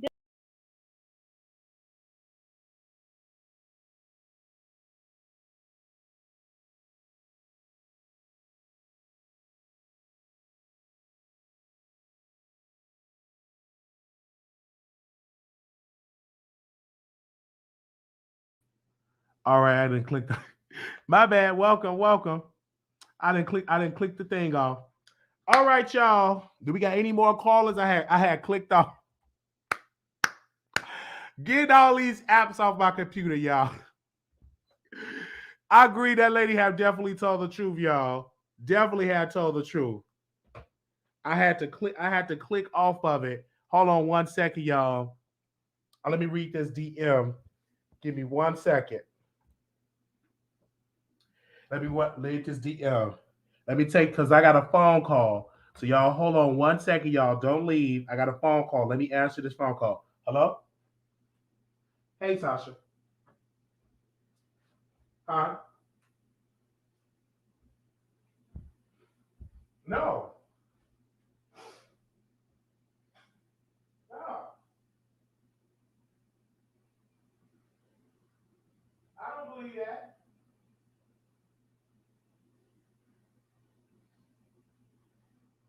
This ain't, you know what I'm saying? No.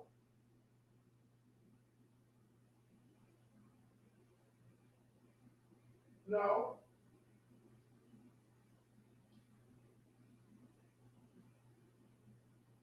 You know, hold on.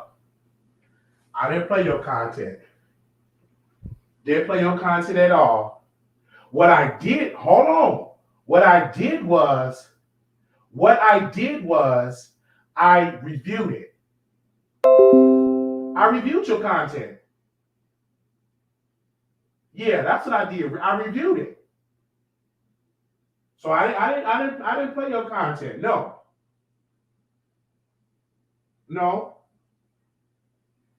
Okay. It is what it is. I'm gonna always have to get used and say what I have to say. But no, I didn't play your content. Not even on station I played your content. I reviewed it. All right. Calling me.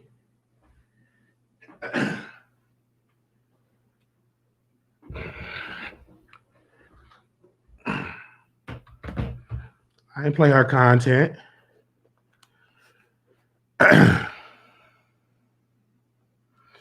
I'm sorry, y'all. Talking about I played her content. I didn't play her content.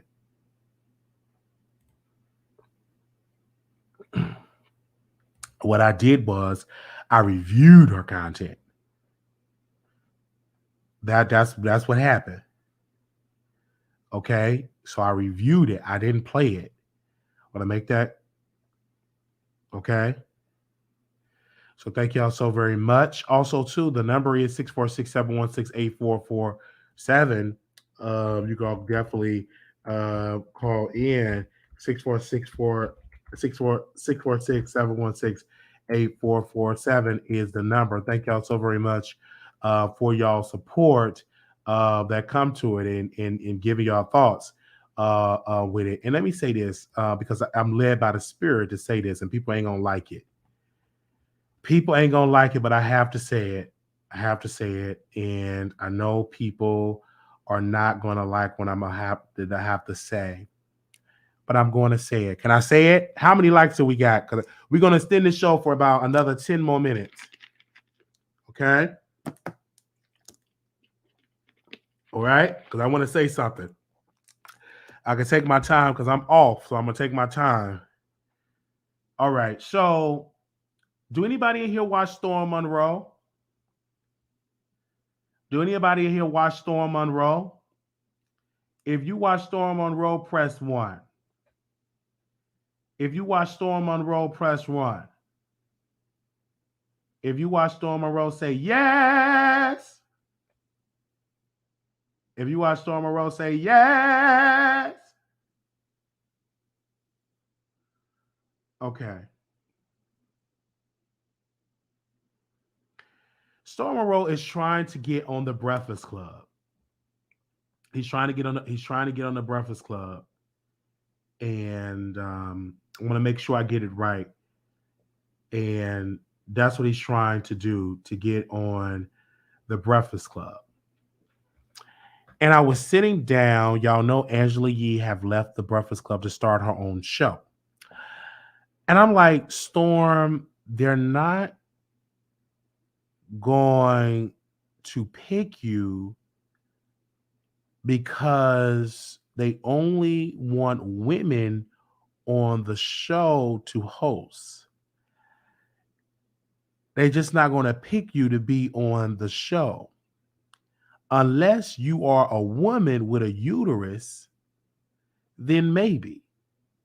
But Charlamagne and DJ Envy already got the pick of the show. What they're doing is just egging y'all up for ratings, having you beg to your subscribers to tag in a name. No, they already got the person.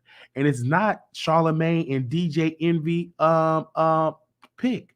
Like, they don't have the authority to pick. They might can suggest, but at the end of the day, it's their boss that make the decision because they are employees. So telling your people to tag, that's just not going to happen. That's just not going to be, because the boss, who is white, are not going to pick you, Storm Monroe, right? You may be a guest on the show, maybe, quotation marks around it, but I don't think that you're going to be picked to host the show, co-host the show, because they want 2 males and a woman, in my humble opinion. So your people can click on that till their fingers bleed. You're not going to be picked to be on the Breakfast Club. That's just not just going to happen. So when I saw it, I said, that ain't going to happen. Let me talk to my audience about it. If that's the case, people, y'all tag Charlamagne the God and tag the Wiley Show in the comments. Because if it's that easy, tag my name in the comments. If it's that easy, with somebody with a personality like the Wiley Show, tag my name in the comments.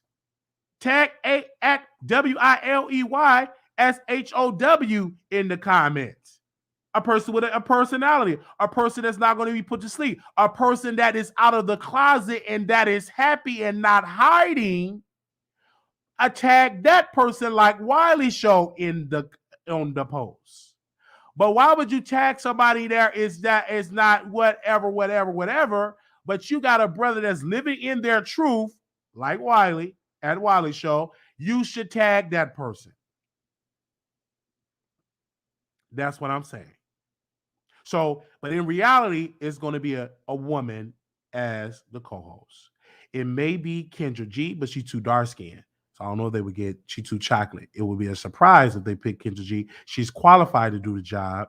And, you know, she have posts that she's writing. I heard that she's actually working behind the scenes and she's campaigning, but she's probably a little bit too dark to host. I'm just saying they already got Charlamagne dark, but I don't think, and he actually lighting up his skin or on there. So I don't know if Kendra G would be picked. She's a great choice. She's good on social media. She's good on WGCI. She's good on all of these things, but I don't think that they would pick Kendra. It's just my humble opinion. It might be a good old light-skinned woman that is definitely going to be on there, but I don't think, because you know, she's a little bit too dark, too chocolate and stuff like that. And so that's what I'm saying. I'm just looking at what they're doing. They have her on WGCI in Chicago. They damn sure not gonna put her on the Breakfast Club. That's just my humble opinion, because they made Charlamagne lighting up his skin to be on the Breakfast Club, is what I'm saying. So I don't necessarily see her, you know, Kendra on there, and I'm just saying it in my humble opinion. She's a little bit too crispy to be on there, and I'm just giving my thoughts. I know this, just giving my thoughts, okay? Because he did lighten up that skin and stuff like that. He was a good old crispy dark, and we saw that. So we're gonna see how that's gonna be played out. Let's go back to the suburbs. 4160, call you live on air.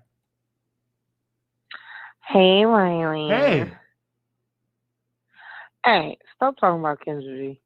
Don't do that. I'm gonna always talk about Kendra G. I'm a dark-skinned woman, and I gave my thoughts. Don't you giving her you giving her props or whatever because she is talented and everything, but don't try to down a dark skin girl because that's what everybody listening to. Like, I'm speaking for dark because she's speaking for the boss. They probably think she's a little dark to hold the Breakfast Club. I'm just saying what I'm saying. No, don't speak for the boss. I'm gonna speak for the boss. Into the boss head. I'm putting it in the boss head. It's already in his head. You know, I'm from Illinois, and I make a lot of noise over here. We 107.5 down. Look, I went to all the, you know what I'm saying? But it's not the Breakfast Club. The Breakfast Club get more ratings than WGCI. The Breakfast Club get more ratings for WGCI. No, I think she will be very qualified in the Breakfast Club. She is, but she's too dark skinned for the. She's too dark skinned for the Breakfast Club. People head right now because she's dark skinned. They only hear her on the radio. They don't know what color she is. They see her on the Breakfast Club. On the Breakfast Club, they record it and stuff like that. And I don't believe that they would have her on the Breakfast Club because of her skin tone. I think she would be great. I think if I was the boss, I would. If I was the boss, if I was the boss, I would hire her. But I'm not the boss. It's white people that's the boss over there. I understand, but Kendra G been doing her thing and she's proven herself. So don't just you putting it out there right now. Her skin tone like colorism. You know what I'm saying? Don't go by that. Go by her talent. You putting it in the boss head right now. You should say that to the boss. I guarantee it won't be no dark skinned woman. I can guarantee you that. Did you say it to the boss? Of course, I'm saying it to him now because they watched my show and I sent it to him, so I know this. But when I'm saying is, it don't matter what color you is, it go by the talent. But they don't care nothing about the talent. They care about the optics. You the one. You not. I care about the talent, but not the boss. I know, but you're not going by going by your own brain right now. The boss. You're not speaking for the boss because the boss ain't say it out his goddamn mouth. You did.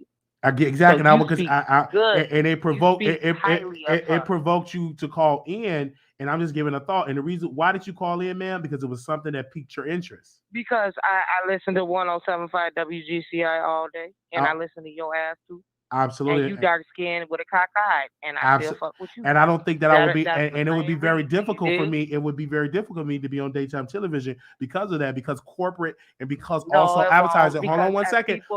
Because of advertisers and because of advertisers and because of the predominantly white system. I don't know. Maybe if it touched on the white person heart or more African Americans, that's where they definitely will come on. But I'm just giving you facts when it comes to it, because you say you listen to WGCI and you are a dark-skinned woman. I'm a dark-skinned man with a cocked eye, but I understand how Hollywood works. It's not too many dark-skinned people in a position of power. It's not too many dark-skinned people with a cocked eye in media or in front of a camera. It's not too many. You may pick one.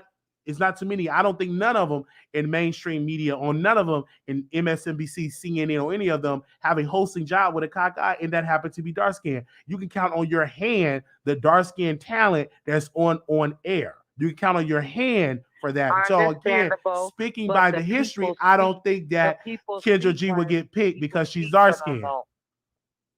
No, but the people speak on behalf of that. You know what I'm saying? If we like her, we mess with her, we promote her, they gonna have no choice but to get her. Because we speak on behalf of her highly. Not true. Y'all can speak it to you blue in the face. Wrong. They gonna make the pick. Obviously, it ain't work because they didn't pick her yet. Well, we gotta promote her and stop saying just because she's dark and she ain't gonna get. Well, did you promote? Did you promote her? Did you send an email? Did you send a text? I talk to her every day when she do the level on hate them and all that other stuff. I talk to 107.5. I'm saying, every morning when they try to get our input. did you talk to the industry that actually hired her? Did you talk to iHeart and all of them, the executive, and That's say, hey, iHeart, yep. you should hire? Well, no, I didn't know she was trying to go for Breakfast Club. Yes, absolutely. Just to now. Because that's definitely a Just come to up. now, Because but nobody's how you trying nobody. to promote it, 'cause Chicago, you say no. You supposed to say Kendra G would be a great candidate to be on Breakfast Club. absolutely. You don't have to say her skin color or anything. Just by her due diligence and what she done I'm did and telling been you, through she's and all too that dark skinned for that position It don't by matter. the boss. Stop saying that, Wiley. This is where they got your ass whipped. They They got don't. you brainwashed. They don't have me brainwashed. I know how the enemy works. Yes, they do because they got you They repeating don't have. what they don't want. So we gotta So they reverse don't lie that, to you. what they gonna get. What they gonna get. They gonna get a dark skin. I'm just. You say it like that. I'm just giving my opinion, man. Whether you believe it or not, you didn't even send I an know, email. I You know. didn't even send it. Look, I'm You a didn't. You didn't. Chicagoan, You I'm a you didn't even send no Chicagoan. Stop email. playing. I'm But more. it just- You're just making it because seem you like want I'm her putting this because out you there. like- I'm speaking about the industry. Look how they treated Kelly Rowland because she was dark skinned. Okay, They don't that's give her why the we gotta support change like it that. around. They pumped up Beyonce. Look at Brandy. She's struggling musically in there because she's Why? dark skinned. If Beyonce was the same skin color as Adele, she would have hundreds of millions of dollars.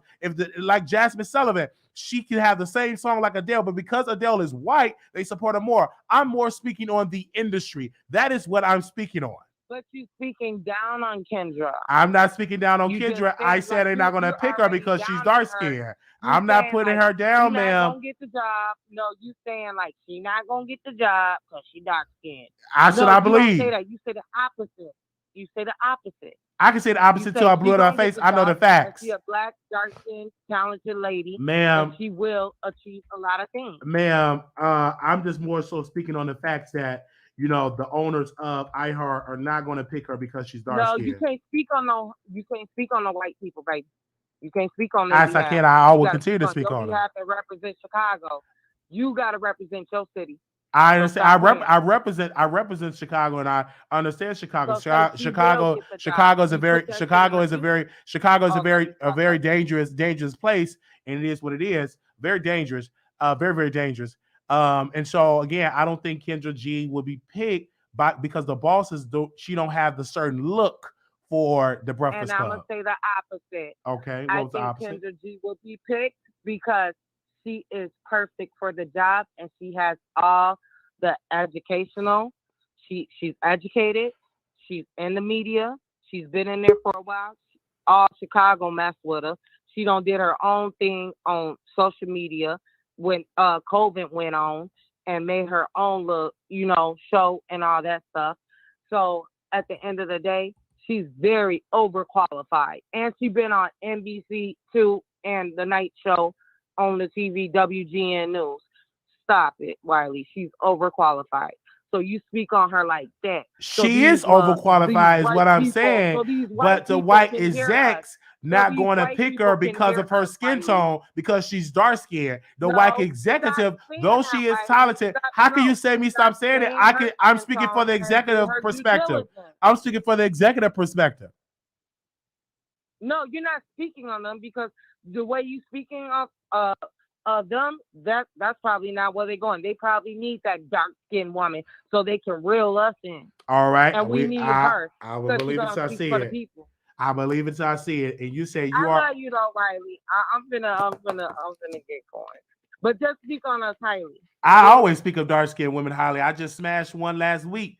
She's a beautiful dark skinned woman. So again, I support dark skinned women and also dark skinned. I'm dark skinned, and I have a cock eye, and I will always speak highly of dark skinned people. But it's not enough. It's not enough of us in mainstream media representing our people, and we need more of that. Speaking highly of us. I speak highly of us.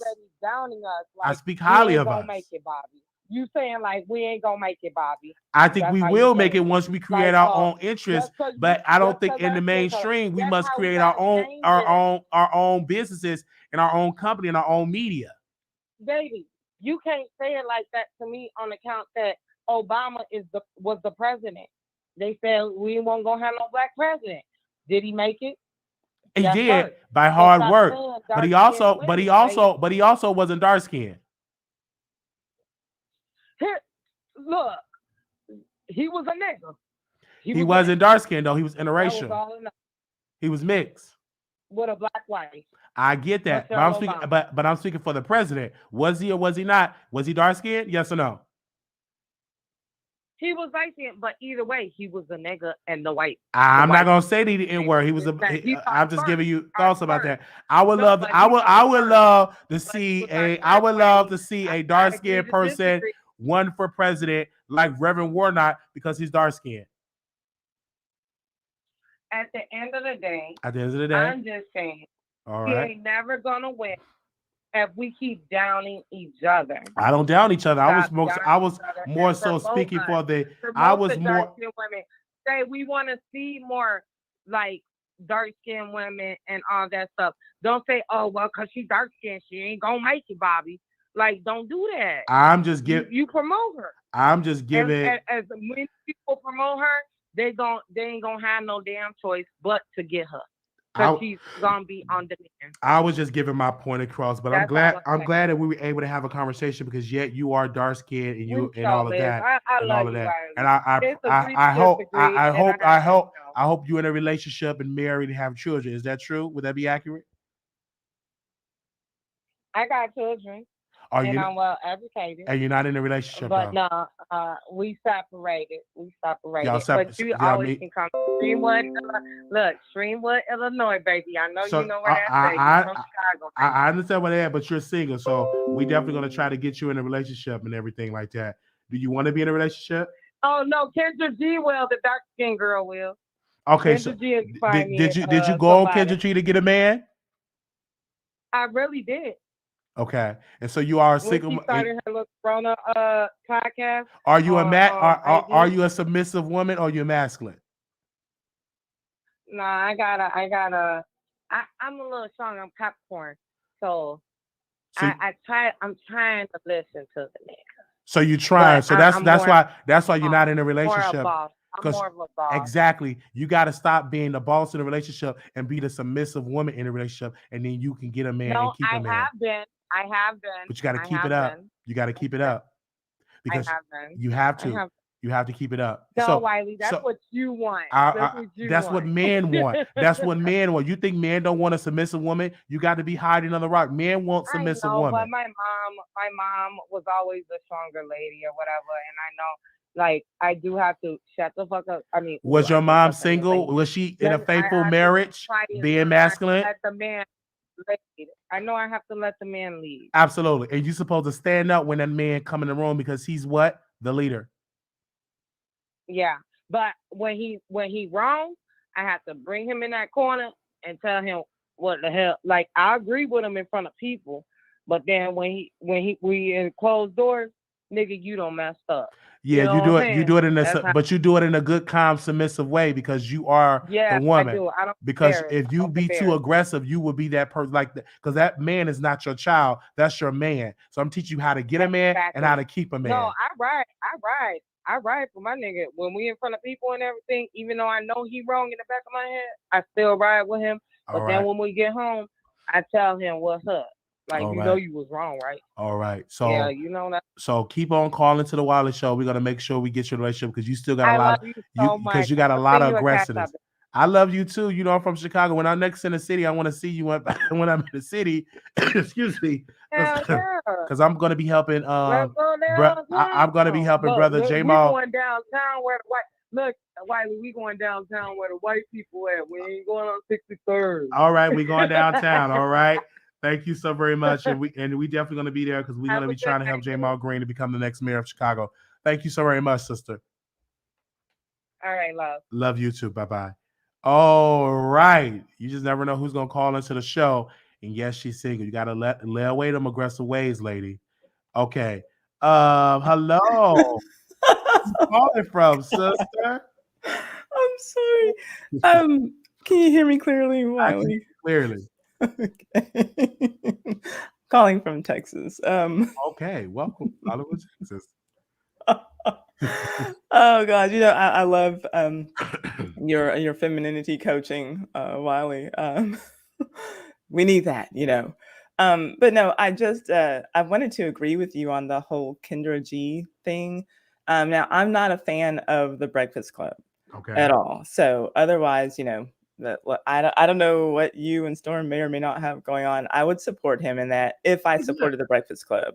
Absolutely. If I was following somebody on YouTube and they wanted to get on, if I supported the show, I would say, okay, let me go on and tweet. But I don't follow Charlemagne or Envy. I was not a fan of Angela Yee, none of that. I find both of you far more entertaining than the Breakfast Club. Yeah. But that being said, as far as Kendra G is concerned, I do understand your point about them not choosing her or possibly not choosing her because she's a dark-skinned woman. I don't believe that is what you're saying is your opinion or what you would do. And I think that that's where you and the caller had a disconnect. So I understand that. Gosh, Kendra G, I do think that she's talented, but I do think that there is a chance that she could get picked only because she seems like the kind of woman who would go along with a colorist agenda. And I'm saying that because of the way that I saw her cape for Danny Lay when she and Danny Lay got into their issue, that she might go along with what they want, with whatever they want to promote. And so they could say, well, hey, y'all can't say that we're colorists because we hired this dark-skinned woman. And so, but she would still be doing and saying the same types of things that Angela Yee was saying if they were to consider her. But generally, no, I agree with what you're saying that they do probably have a look in mind. They probably already have a person in mind, but this might just be a fun, promotion to get people back interested into, the Breakfast Club. So, vote for your favorite social media personalities and we'll have them on for a couple of weeks, maybe something to help boost their own rating. And my thing is this, what I think is all a lie to boost up the attention of the Breakfast Club. Because they're selling a bill of goods. It reminds excuse me. It reminds me when they had all these African American men travel to Houston in the hot, heated weather for Bad Boys Club, and in reality, allegedly, they said they'd already picked the cast. So I believe they already have the woman picked to be on the Breakfast Club. It would probably be a woman since they had a formula with two males and a woman. I don't necessarily see them hiring another man. That would shock me and surprise me. And I don't think Kendra will be picked by the white executives. I believe that DJ Envy and Charlemagne can suggest because they've been there so long, but at the end of the day, it's the white man or the white woman of authority that makes the final call. Yeah, I 100% agree with what you're saying. I'm just saying that if on the off chance Kendra were to get chosen, I do think it's a long shot. But I think that would be the reason why, because she would go there and promote the same type of agenda. I don't know if she because sometimes as Black people, we have internalized colorism and internalized racism. And I think that Kendra G certainly qualifies as one of those people. I do think that, she's a beautiful woman. I think that she works hard. I think that she, is entertaining at times. But and I would say that she's probably even overqualified for the position. But yeah, I do think it would be a long shot. I'm with you. I think they already have their person picked. And that's what I'm gonna say. What do you think about Storm Monroe as a Black man? Many people question his sexuality and all of that, which I don't care what your sexuality is, as long as you're dealing with being with consenting adults. What do you say about him calling his people to tag Charlemagne in the post? I think it's a smart thing. I think that if you want to get on there and if you think that, because I don't think that ultimately Storm is thinking that he's going to have a position on the Breakfast Club. I don't even think that's anything that he would want. But if you think that you have a shot to get on there for a week or for a couple of days, why not use your fan base? If it were something that you wanted, Wiley, I would hope that you would reach out to the producers and say, hey, y'all. I have. And we have, and we will continue to, and we're reaching out to them now by just doing this show because apparently a couple of my producers have sent this to Kendra G. Hopefully I don't get blocked because a lot of people take criticism. It's a long list, I have it blocked by better people. I have it blocked by better people. So, and I'm just giving my thoughts. And so I would love to, don't get me wrong, I would love to have Kendra G, the dark skinned woman with the wigs, come on the Breakfast Club and to deliver. You know what I'm saying? Mhm. And I think that will encourage a lot of dark skinned girls that you can be in radio, because let's be clear, the Breakfast Club is one of the most powerful media outlets in America, not just speaking about Black, but in America, because anytime that a politician, Republican or Democrat, they tend to go to the Breakfast Club because the Breakfast Club do have the ear of the community. So we're definitely going to see how this is going to be played out, and hopefully Kendra G get picked. I'm definitely going to rally behind that and send a letter. I'm going to send an email to the executives, and we're going to make sure that we get Kendra on that show. And for Storm, I don't necessarily think Storm is a good look. I think he would be good for a guest, but not a look for hosting that particular show, because again, we really don't know who Storm is like that. And so until he makes some announcements, I don't know what announcements he's going to be making. I don't think he would be a good look. He'll be a good look for a guest if they were interviewing influencers. I think he would have been great to interview him when he had interviewed Jack or Wright. I think that would have been a perfect opportunity for him. But again, we're gonna see if they're gonna pick up, but I highly doubt it. My money is on they're not picking Kendra G. That's what my gut is telling me, and my gut don't lie. Yeah. I don't think they're going to pick her ultimately, but I think that if you think that there's a guest spot, available, and if And it's you something should that you want, apply too, because you get a lot of viewership. You're very articulate. You're very with the history, with the yeah, documentary. You I should should definitely. not. I Oh, don't have any desire to be a part of anything they do over there. And I'm, again, my content is more historical. Live streaming is just something that I do for fun. I make my money off of the videos that I produce, you do. off of, documentaries. And so Absolutely. that's not anything that I want to be a part of. I don't have any respect for their platform, which is, the only reason that I didn't participate in tag. I don't follow Charlemagne. I don't follow anything that's going on over there. But I do think, if it's something that, like, for the kind of content that you do, the kind of content Storm does, and you'll have other people who do that, I think that's a good look for people like you all. Absolutely. And if you all were to tell your fan base, hey, hit up Charlemagne if that's how it works or whatever, then I don't have a problem with that. I think that y'all should do whatever it's going to take to promote yourselves on your platforms and get more eyes on you, I agree. Thank you so very much for your support, and I will see you in the next video. Thank you. Holler. Holla. All right. Hold on. Don't hang up, because we have people eating up the phone lines right now. Be patient, you guys. We're gonna get to you because we got people backstage, and we're gonna get to you. We're gonna extend the show for another hour. Sunday, you're live on the show. Hey, Wiley, can you hear me? I can hear you loud and clear. Oh my goodness. I just want to say that there's a spot for anyone who believes there's a spot for them. So even though she may not get picked for this show per se, it's going to open other people are going to be aware of who she is, and it may open up another opportunity for her. Mm-hmm. So I'll put it like this. In life, yes, there's going to be people who say you can't do something, but it really comes down to you believing in yourself and having your own identity and knowing who you are. So, because your greatest challenge is yourself. As long as you believe that you can do something or you can go somewhere, you can do that. And sometimes the thing that you're trying to do may be small. She's asking to be on another radio show. Yeah, it has more exposure, but maybe she'll have an opportunity to be on a television show, because she was just on television recently. She was on Good Morning America. She's done a show before in the past. It really wasn't well known. So I'm just saying that even though colorism is a factor, if I can turn on my TV and I can see 600-pound people eating fried chicken and getting married, I can see that on TV. Anything is possible. I have seen a man literally with no legs run. I have seen so many things that people have faced so many different adversities.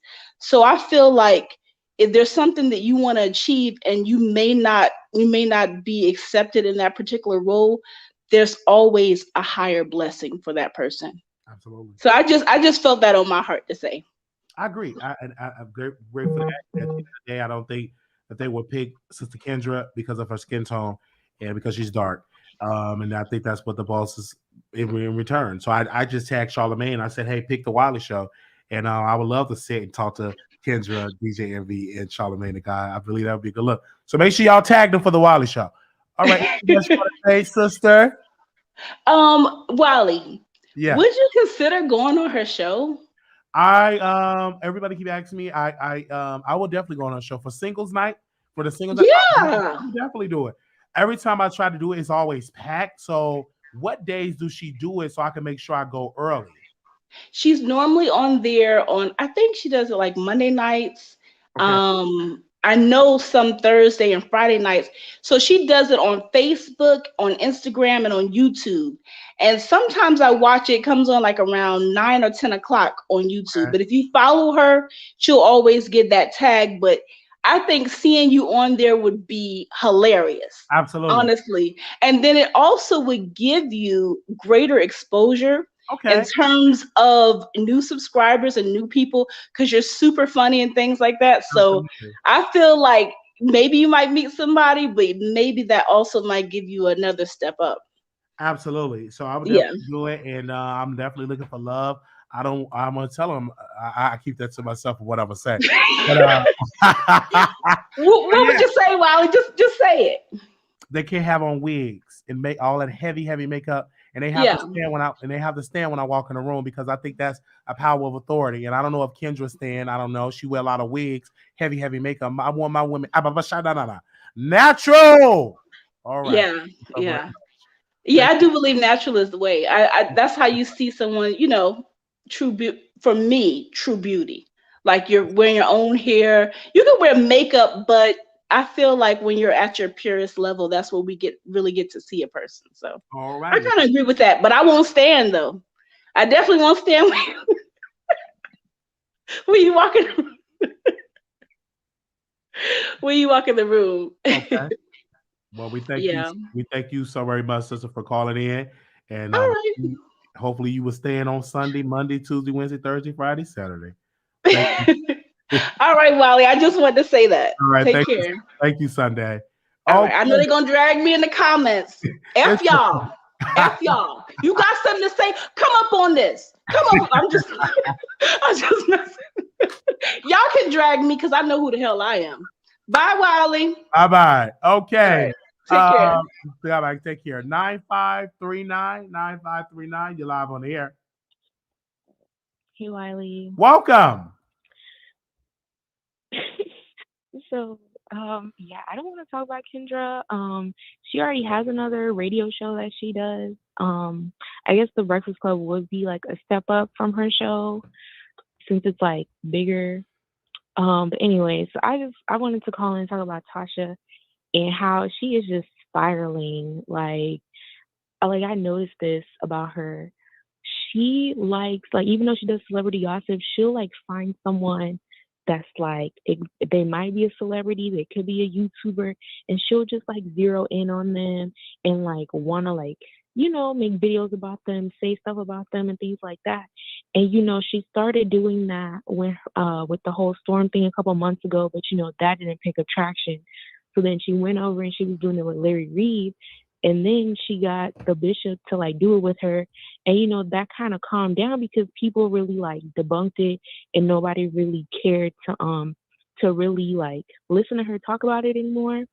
So then the whole thing with Charleston White happened. That was so random. And no one cared because who is Charleston White to us? We don't care about that man. So nobody watched, nobody picked up steam. She was just like talking to herself on Instagram, going back and forth. We don't even follow Charleston White to like see what he's saying about her. And like, and then it also made her look bad because, okay, you really wanted to interview him. He turned you down and now you just going at him. Like you starting to look crazy, Tasha. Like, so, and then also, so now the whole thing with Charleston White, it played out, didn't pick up much steam, didn't pick up much traction. Like no one really cared. And now when I saw that post on her Instagram today talking about some emergency live exclusive on Larry Reid, and I'm like, really, Tasha, you want to circle back around to Larry Reid? Like, didn't Larry say he wants to like sue y'all and do all this stuff? Like, y'all didn't take the warning, like he actually filed paperwork, and now like you want to circle back around? Like, to me, that was so weird. Like, she just couldn't wait. She couldn't wait. And honestly, I'm so disappointed in Larry for even taking her phone call. And you know, Wiley, you already know what he's gonna say. Oh, because you know, I'm just such a nice person and I just have a big heart. Like, really? You knew she called you with nefarious intentions. Why did you even pick up? It's like you low-key egging her on to keep on with her shenanigans and coming after you and doing all this stuff. I mean, yeah, that might be your plan anyway, so you can sue her or whatever. I mean, she really not about to have no money, so what are you even going to really sue her for? I And think get more. out of I it? think more so with Tasha, she had to be very careful because I hear what you're saying, ma'am. But Larry have a successful track record of suing. It was a YouTuber by the name of Brother Daryl, and he was picking up the baton. It started with his channel first with the accusers and all of that. So I reached out to Larry Reid, and he said, "I'm going to sue." That next week, the person got served. Actually, the son opened the door, and Brother Daryl got served. Larry used his power of his lawyers and bankrupt Brother Daryl because Brother Daryl said, I only have $1,300. He didn't have any money. His lawyer wanted to drop him because he couldn't pay the lawyer, and the judge had to force Daryl's lawyer to stay with him. So if Larry said he's going to sue, he have a very successful track record in doing so because he bankrupt a YouTuber, and you don't even know who Brother Daryl is. And when you see him going live, he only have about 4 or 5 people watching. So I think Tasha had to be very mindful of that because it may, you already got another lawsuit, you can get another one. And I don't think Tasha have the resources to yet take on another lengthy litigation or a lengthy trial because that Cardi B was very expensive. Yeah, and like another thing too, like her husband Shaq, like, you know, he seemed like a cool dude, but like at some point you gotta reel her in. Like, why are you going after Larry? Like, this was somebody we wanted to do business with, we was gonna do this and that. Like, at some point, when is it okay for the man to step in and be like, yo, you kind of doing too much, you putting our businesses at risk, like you getting my money tied up in court. Like, you know, I know Africans are loyal, but I feel like at some point you just have to just put your foot down. Like, it's getting crazy. And I think that's really all I wanted to say. Oh no. Yeah, and Tasha and her views are going down. It's really sad to see. But honestly, like, since I've been watching Tasha and I've been here for a couple of the people she's fallen out with, like, I noticed the pattern. So that's why I'm like waking up now, like, okay, yeah, you doing too much.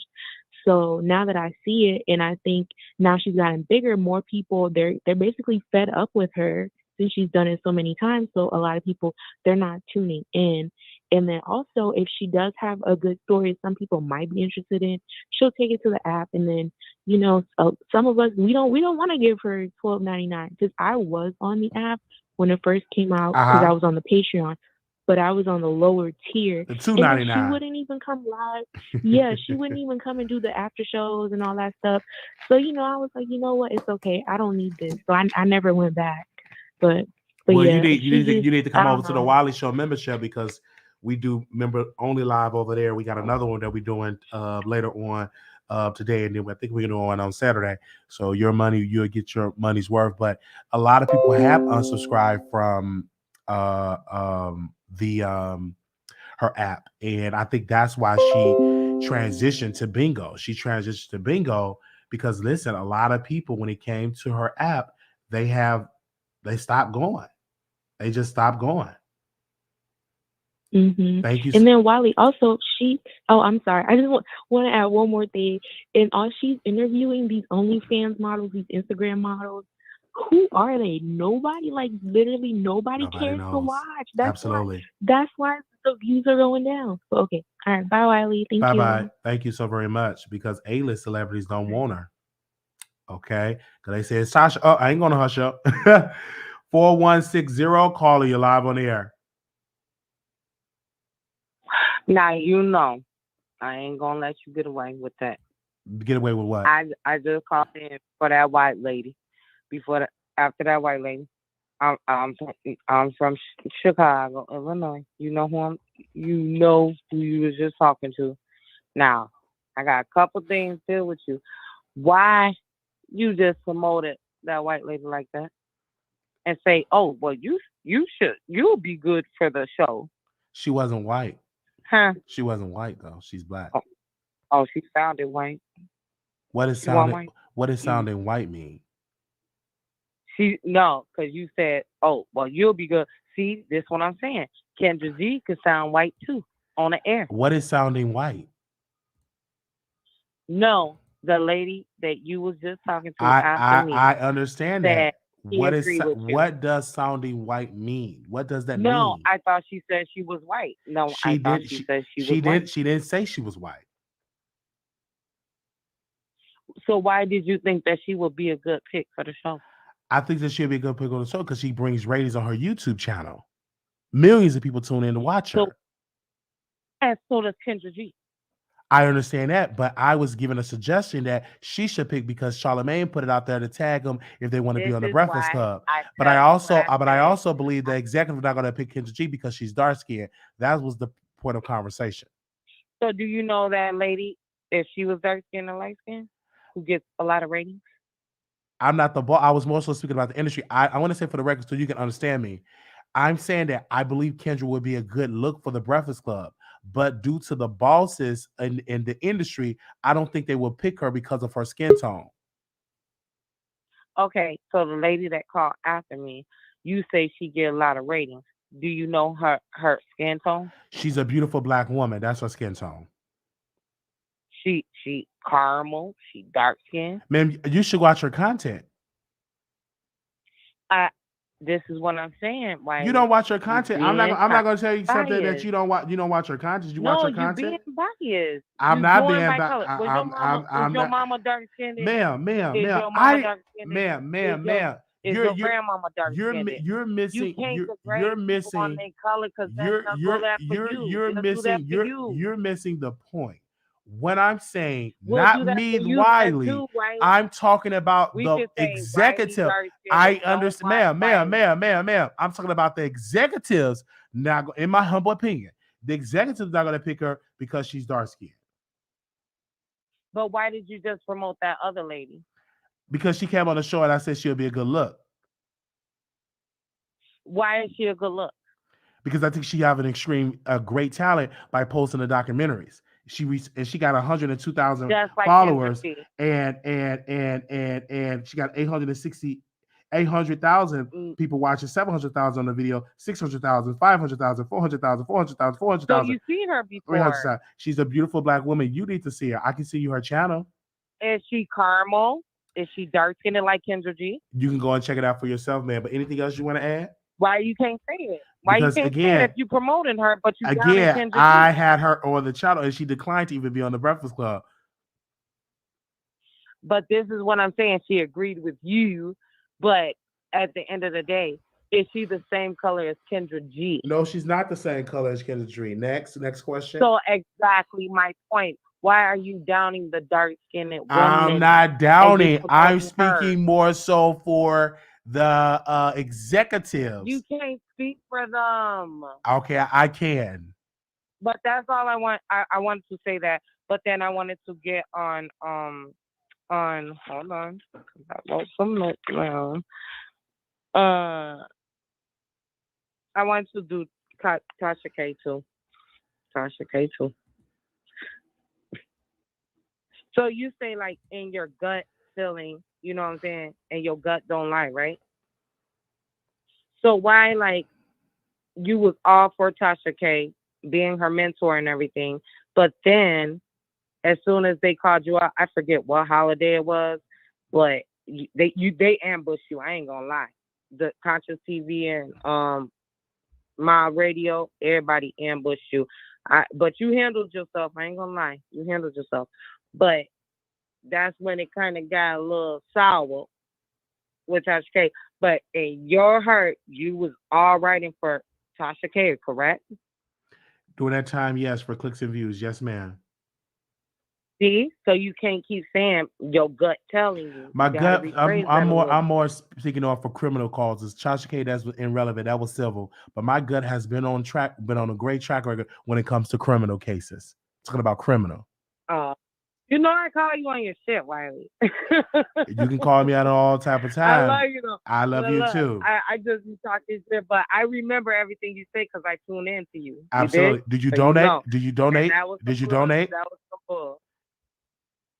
Did I donate? Did you send me a birthday gift? I don't. Oh hell yeah! I've been donating to your ass. Good. Thank you. I gotta be turkey. I gotta be turkey on your show. Absolutely. I Absolutely. put my one finger up. Yeah, be one finger up. Okay. But yeah, for sure. Like, Yes. you know, I love you, but you know, Love you too. if we, And you know, love you can't too. be, you know, Love you we too. I bump want to say this last thing. There's thank you so very much for calling in, and keep listening to the show. Will do. Thank you. Well, Okay, somebody says she got that cigarette laughing voice. What did that mean? They said they got she cigarette laughing voice. Anonymous, you live on the air. Is this Kendra G? No, Wiley. It's not Kendra G. All right. Welcome to the Wiley Show. Wiley, I have something I want to say. You know, when you mentioned that part about Kendra G, and you all were talking about the skin complexion and everything, Yes, ma'am. and you talked about Kelly Rowland. One of the things I want to bring up, do you remember when it came to Destiny's Child, Kelly Rowland was the first one to sing with Avant. She also was the first one to do a movie called Feet Filler. Mm-hmm. And the reason I'm bringing this up is because a lot of times Kelly really had this outstanding voice. It was getting to the point that Kelly had to step back in order for us to see more of Beyonce. You notice that when Beyonce took the center, Kelly did not do as much. If Kelly had similar producers, if Kelly had had a upbringing of support when it came to a mother and a father, you would have seen something different. But the whole goal was to get Beyonce to be Beyonce. Now, let's talk about today's industry. We have beautiful, I think it's India Arie, I think that's her name, beautiful melon, beautiful chocolate sisters. I mean, you can name so many. Just look at the Soul Train Awards. And what I've learned in life is a lot of times, like you talk about you having a cockeye, you talk about your skin color. A lot of times in life, and let me just go to this other part too before I say that. When I'm listening to you on the radio, listening to you and listening to your podcast, I'm looking at your face, but I'm not actually looking at you. I'm so caught up in what you're saying and how humorous you are. I'm not thinking about that. And I think that sometimes we hold ourselves back, and sometimes you got people in the industry that's thinking about what other people are thinking, and they're holding others back. So I also think too, sometimes you can have so much talent that people may not want you on their platform because you're a threat. And when you're a threat, people are going to say to you that it's because of this or that, because think about it. There was a time when our white brothers and sisters thought that our lips were too big, our butts were too big, we couldn't sing well, our music didn't cross over. But the minute they were able to have some cosmetic surgery, all these things became beautiful. When Bo Derek was women of color been wearing braids forever, losing their jobs because of it. But Bo Derek comes on television, runs into what's the name, they finally find out they can braid their hair too. It becomes something different. So and then also too, got to think about our brothers. When it came to these videos promoting light-skinned women over dark-skinned women, that came from men. That came from men playing women against one another. Why does this threat? And a lot of them were dark-skinned brothers who were uncomfortable with themselves, who Women didn't start looking at it until they had some money. So they had their own issues. So therefore, they perpetuated when it came to those same women possibly putting them down. So I think there's a lot of trauma that goes on in the Black community. And I want you to not have that type of trauma when it comes to I want you to heal from that type of trauma when it comes to yourself. And think about that, your talent. God has made open, God said he'll make room for you and your talent. He'll give a space for that. And when you brought up Kelly Rowland, I kept thinking for so long, it's because somebody tried to question her recently on one of those, I forgot what podcast she was on, but she said this. She said, you know, they said, how do you feel about being in Beyonce's shadow? And she said, wait a minute, you know, she said, I'm a light. She said, I'm not in her shadow. In other words, the people that have the problem are the people that actually are thinking this way and thinking less of her. She knows who she is. And to be honest, I wish she would have known it earlier. And I think no matter who you are, light or dark, in this community, people of color, we have a tremendous amount of talent. And we can take any lemon you give us and make lemonade. So with that being said, people are going to say things to us to try to hold us back. But we have to know who we are in Christ. And it seems to me, Wiley, you have a calling on your life. I know you troll us sometimes, but with that being said, I hear you talking a lot about God. I hear you talking about going back to the church and all the different things that you say. And I wouldn't be surprised how your life is going to change and what great things are going to come to you. Because you might have went through whatever you went through in your life because of the trauma you went through. And so you're at a point you're going to evolve. And so I just say, may God have his way with you. All right. And we thank you so very much giving your thoughts and giving your opinion about all of this. All right. And I want to add on that the society have put Kelly Rowland in Beyonce shadow. Society executives have done that. And also a lot of African Americans did not rush in the stores to support Kelly Rowland in her solo career because maybe in their subconsciousness, she's just too dark to support. All right. Thank you, ma'am. Anything else you want to add? That was it? Yeah, I would like to respond to that. Oh, okay. I would Go like ahead and to respond. say that when you say about society, Yes. a lot of that society begins with people of color, us, because I think there's been a trauma, and I think it's happened ever since slavery. Mm-hmm. And I think that level of trauma has continued. So therefore, and we have said to ourselves what was told to us in slavery. And what is told to us, even when we arrive in the corporate sectors or in our families, because there's this colorism that happens within the inside Black families. And so I think at the end of the day, we need a lot of therapy and healing and understanding how great we are. And I think when it comes to Kendra G, she may be very well above that platform. And it may be the fact that God wants her to have something greater. I mean, it may not have anything to do with the color of her skin. They might say that because that's the thing for, people say anything so that you stop doing whatever you do. Mm-hmm. I mean, they do anything to hold you back so you have no opinion. I mean, anything to make you feel less than.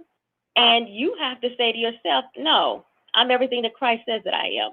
And I'm better than that. And even if you tell me no, it must be because there's a better opportunity waiting for me somewhere else. I agree. Thank you so very much for your support, for calling into the show. We're going to move on. We have thank you so very much. And you're always welcome to call in. We have Kelly backstage ready to give her thoughts about this, whatever we were talking about.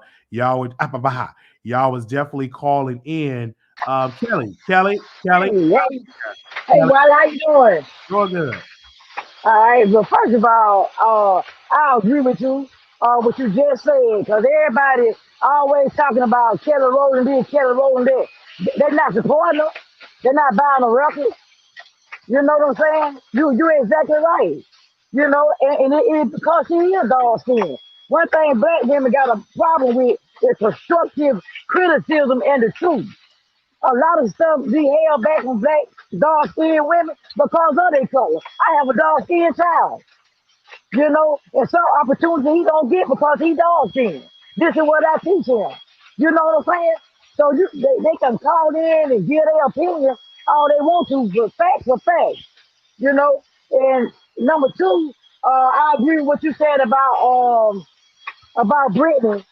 Grinder, whatever her name is, it's plenty of people over there in prison. You know why they had to get her out? There's some people over there 15 years. The man named Paul Wisdom or whatever, he been over there 15 years. You know what I'm saying? Absolutely. And he just was a journalist. And sorry, Tasha K. Who called you, Riley? Was that Tasha K? That was Tasha K. Absolutely. Tasha K, who you think you is gonna call somebody's show and tell them what to say and what not to say with your big mouth self? All you do is talk about people all the time and criticize people. You can't tell nobody what to do. Who you think you is? You know, people think they got too much authority on other folks' lives. You know, but anyway, Wiley, I just called because I enjoyed the show tonight. I'm enjoying the show tonight. I feel you on that. Thank you so Yeah. much for showing support and coming on, and definitely on the third shift. And you know, Tasha telling me not to talk about. We gonna keep applying pressure on these. Period. That's why y'all like it. And thank That's you. right. And we offer entertainment and on Sister Kelly because she worked the third shift, and we entertaining her while she's at work. I'm glad. Thank you, Wiley. I love the show. Thank you so very much. Thank you. Bye-bye. Okay, bye. Bye-bye. Y'all say she said y'all talk about Kelly Rowland, but y'all don't buy her records. All right, we got two callers in queue. 6534, you're live on the Wiley Show. Is this Kendra G? 6534. 6534. Hi, Wiley. How you doing? Welcome to. Is this Kendra? Oh my God. Hello, welcome. Hello. Hello, welcome to the Wiley Show. Hi, Wiley. How you doing? Great. I just wanted to say, just calling in, I'm really glad that Brittney Griner is back in the United States. Yes. I feel that she was unjustly held over there, you know, but I'm just glad that she's back in the United States. And another thing I wanted to say, the callers that were calling in, you know, when it comes to this colorism stuff, okay, you know, have they forgot about Cicely Tyson, Sidney Poitier, Gladys Knight, Patti LaBelle, Anita Baker, Curtis Mayfield, Natalie Cole, Nat King Cole? All these was dark-skinned people. Mm-hmm. So what I'm trying to say is, I don't know why people are so stuck on that. Because it doesn't matter what color your skin is, it's all about what you put into your grind. And so that just kind of baffles me sometimes. I mean, you know, I was like, okay, so people have forgotten. Black people have been making money and making a way for themselves for years. Even, you know, back in the day, Mom's Mabel, you know, she was born back in the, well, anyway, she was a comedian on stage back in the 1920s. Absolutely. Okay? Mom's Mabel. I love her. That was the dress of old lady. She also was a lesbian. Go ahead. But it, you know, she was a lesbian. Matter. It does not matter. It didn't matter, but I was just telling you she was a snagger-tooth lesbian. Okay, kudos. I actually watched her documentary that Whoopi Goldberg produced. Absolutely, I actually purchased the documentary, but she was a snagger-tooth lesbian. I don't have a problem with anybody's sexuality, whatever they want to go or whatever it is. All okay, right. That doesn't matter to me. Okay. What really matters to me is the entrapment of the man of a lot of people in the black community on this colorism thing. It doesn't matter what color shade you are. You just have to make a way, jump through the window, open the door, or whatever it is. You have to make your own way in life. It doesn't matter what color you are, what skin tone you is, how small or big your nose is, how curly, straight, or nappy your hair is. You have to have the mentality of, okay, I'm here. I'm going to do what I got to do to survive and make it work for me. Absolutely. I mean, what's wrong with people nowadays? I agree with that, but we're more speaking on the industry, the power, the gatekeepers still want a certain type of skin tone in media, still want a certain type of skin tone in Hollywood with the executives. And so we're mostly speaking on the people. And then also calling African Americans that, that don't want dark-skinned children for their own stuff. I'm more speaking that need to change. We need more dark-skinned people in industry. We need more dark-skinned executives. Yes, we do. We need more of that. We need more cockeyed people with cock eyes represented in the media as well. Mm-hmm. Listen to me. Yes, ma'am. This is just reality. This crap is going to go on to the end of time. Okay. It is. Absolutely. I agree. I agree with you. But we must call it out. And that's what I'm doing on the show. And I called it out about Kendra G. I'm getting emails right now from people saying that you should have said that about Kendra G. I'm just being real with you. I don't think the executive of iHeart will pick Kendra G. Then someone said you picked the bad picture of Kendra G. There's no such thing as a bad picture unless the quality is bad. But that's her smiling with lights and everything like that. It is what it is. You see? Y'all get a good look of it. That's Kendra right there. Entertainment is entertainment. Social media is social media. It's social media. I want to say this, ma'am. Did you reach out? Did you reach out to the executive of the Breakfast Club to get her on the Breakfast Club, ma'am? Yes or no? No, and now why would I do that? I don't know. I'm just a listener. I am just a listener and one of your favorite subscribers. I tell you that every time I call in. You are my number one YouTuber. Yes. And I tell you that every time I call in, and it's so well. You know what? Let me just shut up. You talk about it. What you got? What you got to say? You said your boyfriend go here. What'd you say? You said you so what? Beautiful. No, most people. No, Wiley. Yes. I am beautiful. I am a queen. Yes. And matter of fact, why are you not standing up in the room right now and bowing down? Because I have grandkids and great grandkids, and I expect me as the queen for you to bow down and stand up when I come in the room. You won't really stand up for you. I'm going to tell you something right now. I don't bow down for women. When a man step in the room, you're supposed to stand. So I'm not going to be the type of person that's going to bow down to you. I'm not. Wiley, you know I'm joking with you. But one thing that I want to say now, in some cultures, the women do that for their men. Okay. And I've seen it with my own eyes when I was in New York. I'm black. Yes, okay. Ma'am. And people thought that I was Puerto Rican and the Dominican Republic. Okay. Oh. And I found out when I got to New York that I was singing in a choir. Oh. And I'm not going to mention the name because they're very popular. But anyway, was it John P. Key choir? Was it No, you know what? Stop. Okay. Anyway, so I got up when they said the food and stuff was ready, and the women was looking at me like I was crazy, like, well, ain't nobody gonna get up and eat. And she was like, we serve our men first. That's it. That's it. What? Absolutely. And they stood up and they served their men first. Right. And that is the first time a lot of people are saying they recognize you for the Hezekiah Walker choir. Oh my God. You know what? I ain't got nothing else to say. I was just calling in. Well, I agree. Let me say this. You supposed to serve your man first. And a lot of black women don't like when I say this. If you're married,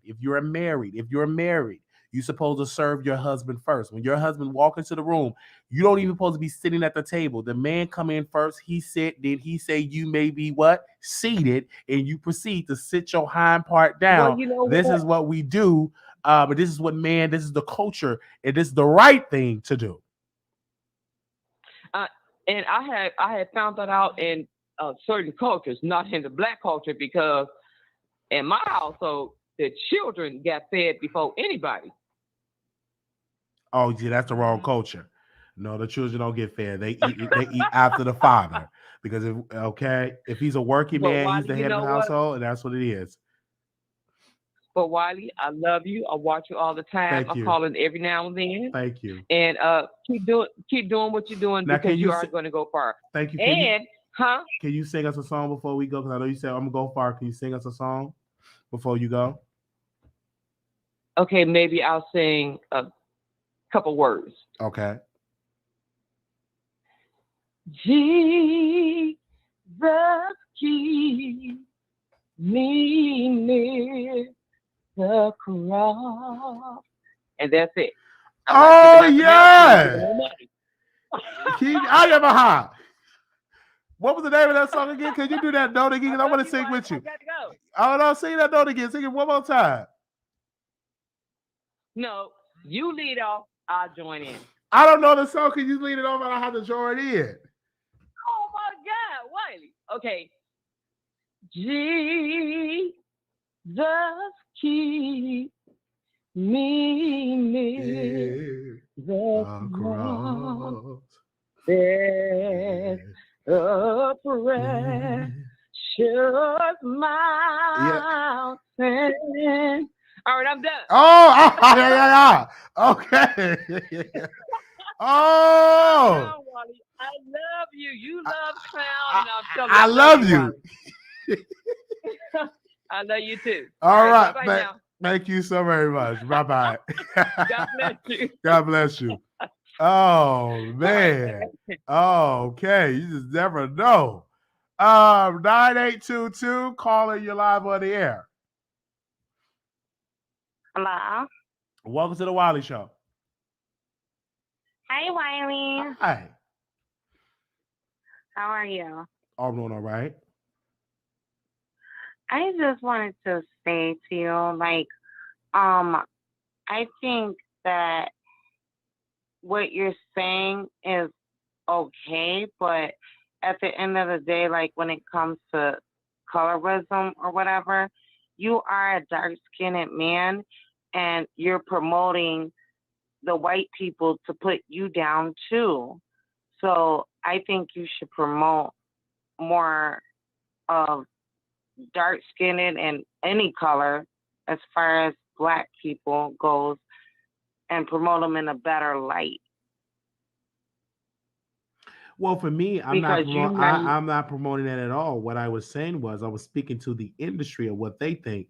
If I was in that position of power and making the decision to hire people in the Breakfast Club, that's why I hire a lot of black people on my staff, even though they're unpaid but what if people. it was you?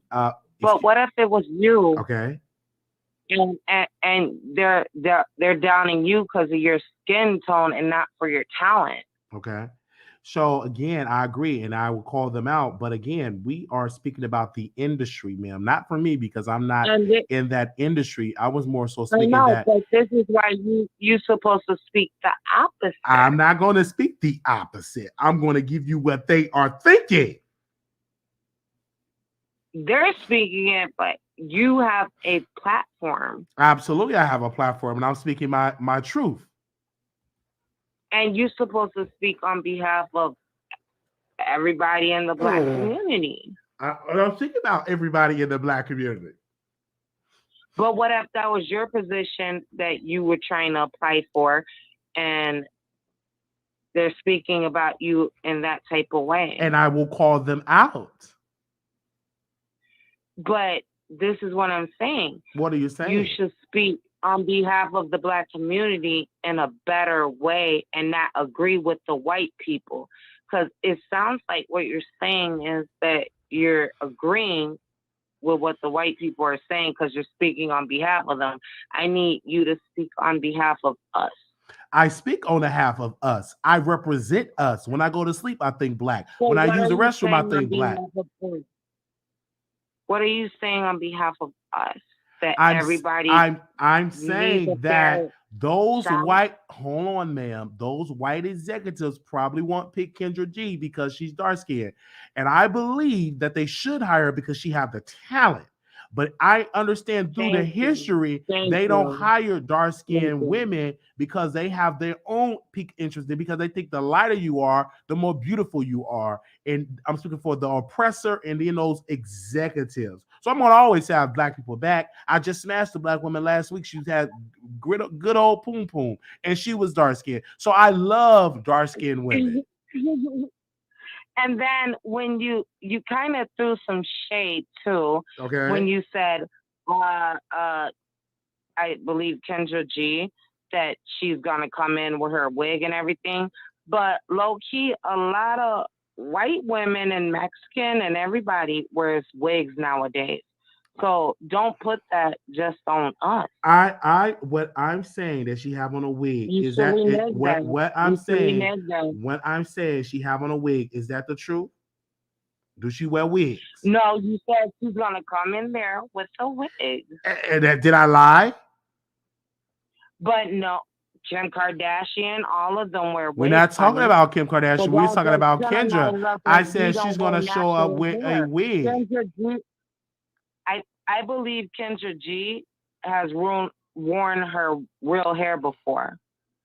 And she Okay. has beautiful natural hair.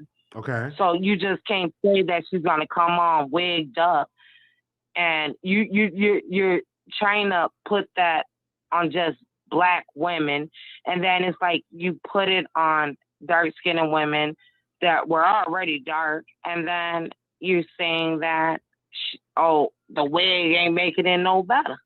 Well, what again, ma'am? I'm just giving my thoughts, whether you want to believe it or not, and I will But I just continue. want And you kind of to be man, just to think about what you say. I will Because every continue. woman can wear a wig right now. Every woman wears a wig right now. All races. Not every women. A lot. It's women. Yeah, Not every. every race Not does, not sir. not Every every. race No does.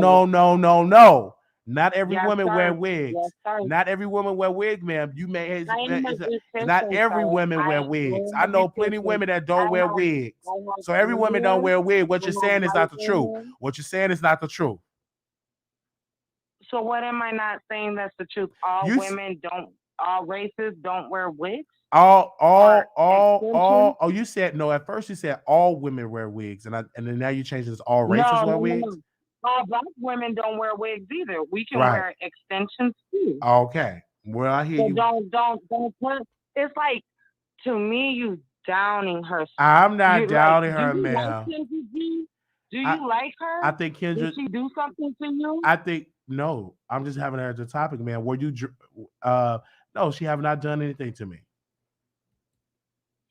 So why are you saying that she wearing wigs to work at the Breakfast Club? I And said she's going to that wear a wig at the job because judging by her she history, don't she have wear to. She wigs. can wear her natural hair I too. know, but I know when she show up, if she But get why hired you at putting out wig, there like she's that's gonna wear what the she wig. do? That's not what she could. She can wear natural too. But Okay. why is that a topic? It's a And topic because every race I can made wear wigs. And absolutely. you see the Kim Zolciak, she wore wigs when Nene tried to pull that motherfucker out. All right, no cussing, ma'am. But thank you, ma'am. Thank you so Oh very yeah, much for your sorry. comments. Thank you for giving your commentary. Thank you so very much. Mhm. All right. 4334, caller, you're on the air. Hey, Wiley. Welcome. Hey, I just had to call back because you know what, this dark skin, light skin thing, I think it kind of started in maybe the early to mid 2000s, right?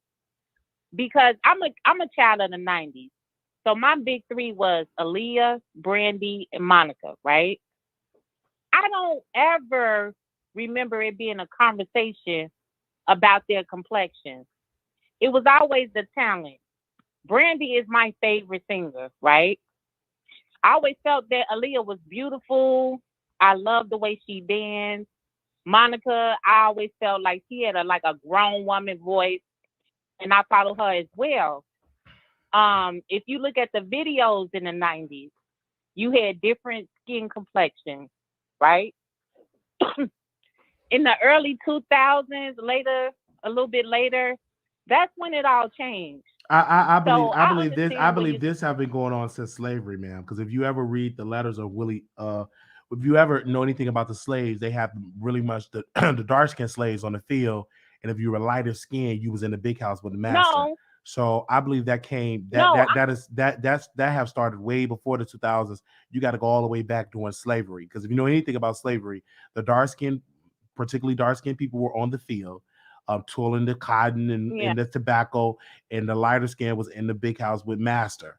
And that's that's how that pretty much started with colorism. No, I understand what you're saying. What I'm trying to say to you is that as far as the entertainment business, it wasn't so focused on complexion, because these three women all were very successful. Aaliyah being, of course, very light skinned, right? Brandy and Monica being brown skinned girls. It wasn't a conversation. They all sold millions and millions of records. Nobody ever said anything about it. Mhm. If you look at the videos in the 90s, you had different skin complexions. In the 2000s and a little bit later, that's when it turned from having dark-skinned women in videos to it being light-skinned women or not. And so, no, I agree with what you're saying as far as Kendra G being picked to be on the Breakfast Club, because guess what? They're probably going to pick somebody like Amanda Seales. Because guess what? Who looked more like Celie? Amanda Seales or Kendra G? That's your thoughts. I don't think that neither one of them look like Celie. I'm not saying that they look like Celie, but if you What you were to saying? do a comparison, who looked more like Celie? Kendra G or Amanda Seales? I don't think neither one of them look like Celie. Okay, Wiley, you're not you're not getting what I'm trying to say. I'm getting what What you're I'm trying to trying to say. say is that I'm not I gonna. agree with you. Yes, neither one of them look like I Celie, agree because with what you're saying, that they might not pick Kendra G because she's a dark skinned woman, yes, right? uh-huh, They'll be more apt to pick Amanda Seales mm-hmm. over a Kendra G. Okay. Even though Kendra G, I think she's definitely talented and she can do the job, Mm-hmm. but it's just the way the industry has turned. Because if you look at the 90s, even if you look at the TV shows, you had plenty different complexions, right? Wow. You had Martin, what you had, Pam and Gina. Different World had all different complexions. Mm-hmm. And then, like I said, it seemed like, excuse me, in the early 2000s, like everything changed. The video girls, they went from being dark skinned, brown skinned to being light skinned or different races. Mm-hmm. And then that's what it is now. And I don't like it. All right, and we thank you so I very don't much for like giving it. your perspective on that. Thank you, ma'am, for calling in. Oh, you're welcome, Wiley. All All right, right. bye bye. Anonymous, you live on air. Well, I had to call back because this subject about colorism, is getting a lot of traction, and I think this is a good topic. But I want to say this, Wiley, since you, as a man, like women to stand up when you come into the room. Yes, ma'am. I like to say this, Wiley. With that comes a lot of responsibility. And remember how you said, you know what, women should just stand for any man, a respectable man, a man that's a great protector, provider. And I think with that being said, Wiley, that comes also with standing up for our culture, standing up for women in our culture, regardless of what the industry. I think one of our callers said something really important. I don't think she was really trying to attack you, but I think when she said that, in terms of promoting this more in terms of our own people, I think what she was really saying is that instead of saying what the industry is saying or what the establishment is saying, maybe it'd be the best thing to say, you know what, call them out on it. Encourage our people, whether they be, whatever whatever this thing is that people want to use to divide others. Is, whether it be, like you said, a person such as yourself could be cockeyed or dark skinned. To me, being dark skinned is beautiful. To having all this melanin, you got all these, our white brothers and sisters tanning themselves and getting cancer. And yet, here is so many of us, 180 shades of people of color, beautiful. And I'm just saying, why in the world? And when it comes to hair, that's kind of like hair. Used to be a time that you had people trying to perm the little kids' hair because they have hair is more, beautiful and curly and tightly curled. And yet we got brothers and sisters from Africa with gorgeous head of hair. And yet people were trying to sell us products to get perms that cause cancer. There's all these great and beautiful things about being black. I don't care if we are mixed in with whatever. There's just wonderful things about who we are as people and our talent and where we come from and what we bring to the table. I mean, there's something about, the aura of a black woman or a black man or just everything that we are.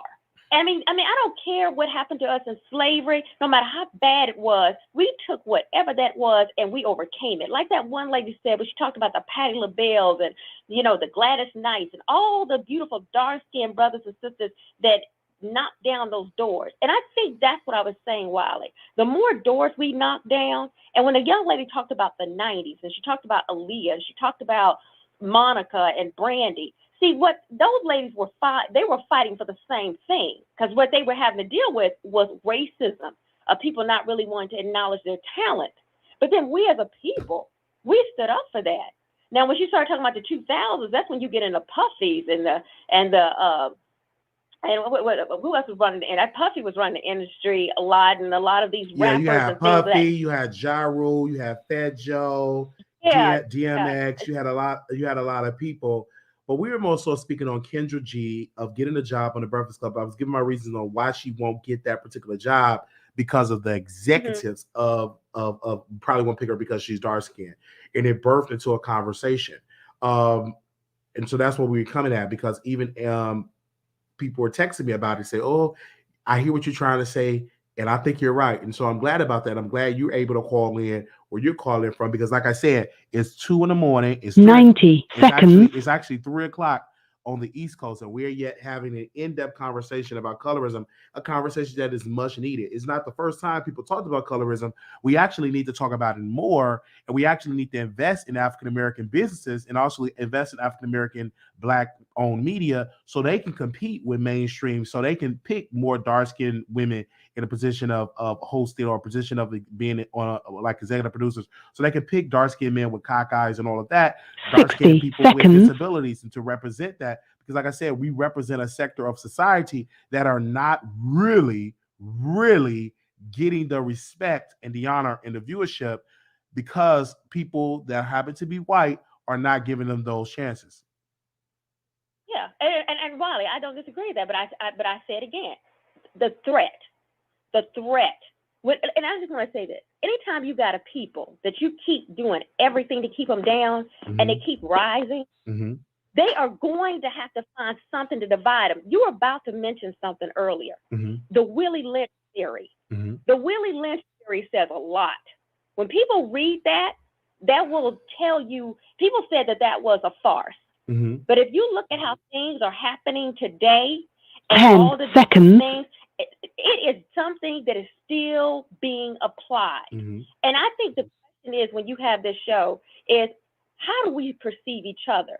Why do we think negatively about when we see a person that is whatnot? And I wanted to add this too, Wiley. As being a lighter skinned people don't have a better time. Like the people that were in the house and the house slaves, they were being raped. They wasn't getting nothing better. The lighter skinned women out here in these videos, right? Used I understand that, but it was a division because you had the slaves that were lighter skinned, were able to eat better food from master's table than those that were actually on the field. These are historical facts.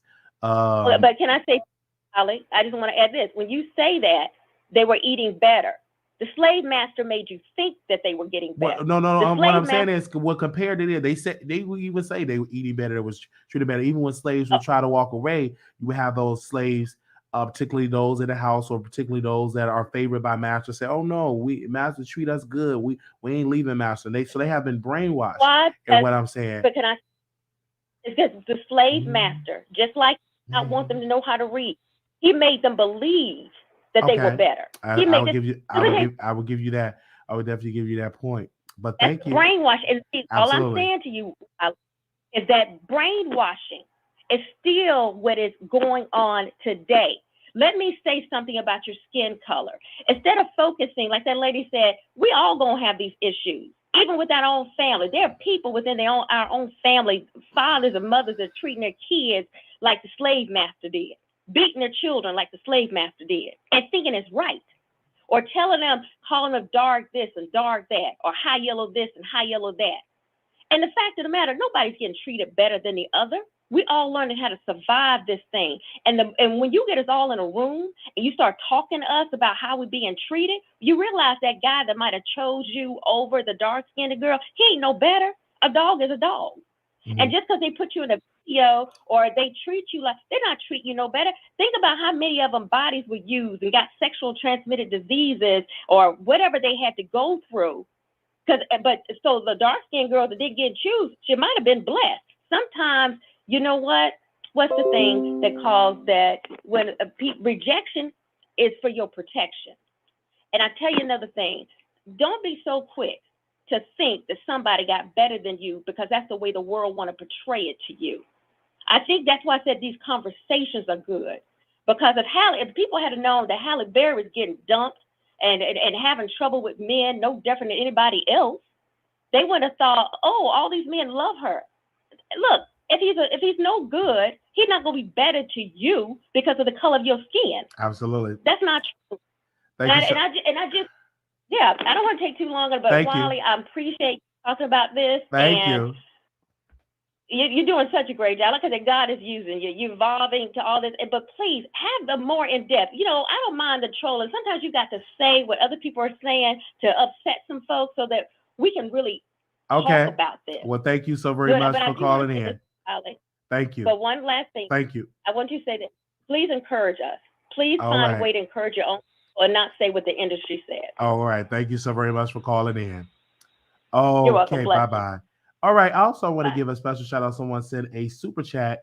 They said this quote, Kendra, thank you. Hope I'm saying your name right. You said this. You said, stop disrespecting Whoopi Goldberg. She is and was beautiful.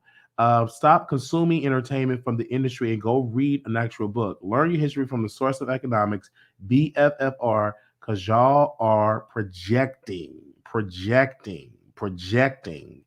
and stuff like that. I believe that Whoopi Goldberg is very beautiful. Thank you so very much for the super sticker. While we were definitely taking phone calls, we received another cash app of I believe $10.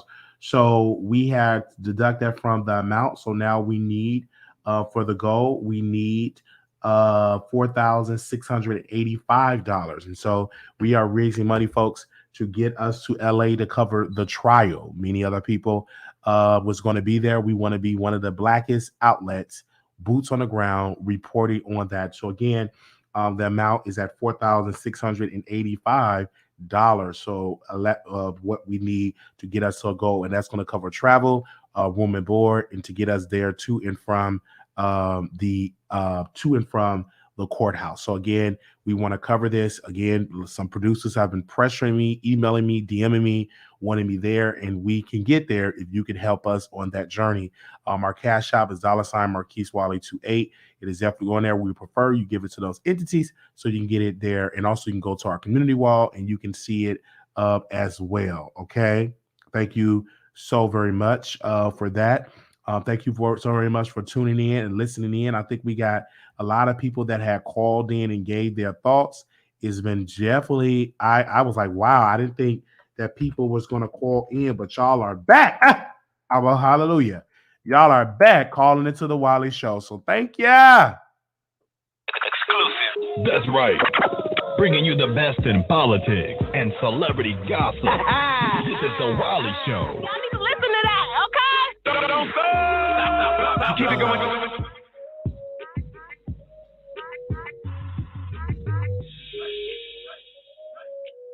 Oh, man. Y'all had called in some of our other callers that call in new voices is on the Wiley Show. So type that in the chat. New voices are calling in. Some of our old, callers that called in before ain't really been calling in. And y'all have been picking up the baton and calling into the show. Thank you so very much. I got on my Usher shirt. Blue Skies got me this. My Usher shirt representing Usher. We were actually in Vegas at his concert. So we thank y'all so very much for that. We're going to be up because we're going to be restreaming some lives that we did not get a chance to restream. Again, we want to give a special shout out to Kendra. We want to give a special shout out to Storm Monroe for his support and what he is doing. Thank y'all so very much for that. I am up. Took me a good nap. Took me a wonderful nap. And it was a good show. Actually, we actually hit a good benchmark. About 500 million people tuned in, and we're still cracking about 480 million still yet tuning in. So I appreciate the love. We'll be back later on today. We'll be back for our members only. So members, be prepared. We got to get into a phone call that we receive for our members in Patreon. If you want to join it today, you can go, and I will drop that link for you all to join. Give me 1 second. If you want to join the membership, I would drop it down here so you join. Thank you for that way. If you want to join, I will post it down for you to join. Give me a second. All right, here we go. I'm going to post it in the comments right here, and then we're going to definitely be that. Okay. Somebody else said they wanted to call in, so I'm going to drop the link one more time.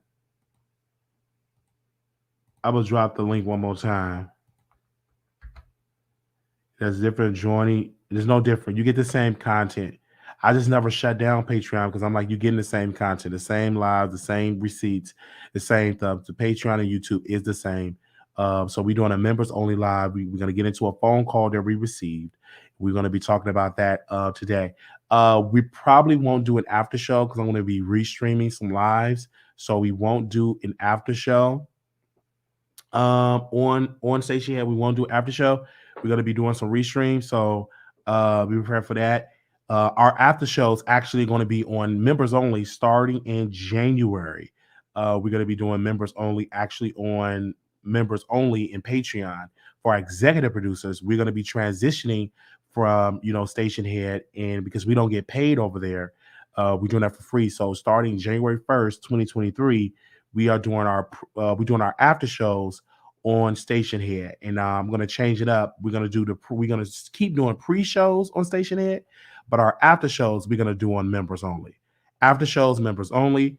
Pre-shows we're going to do on Station Head because we just reached 100,000 viewership over there on Station Head. So the pre-show will be on Station Head.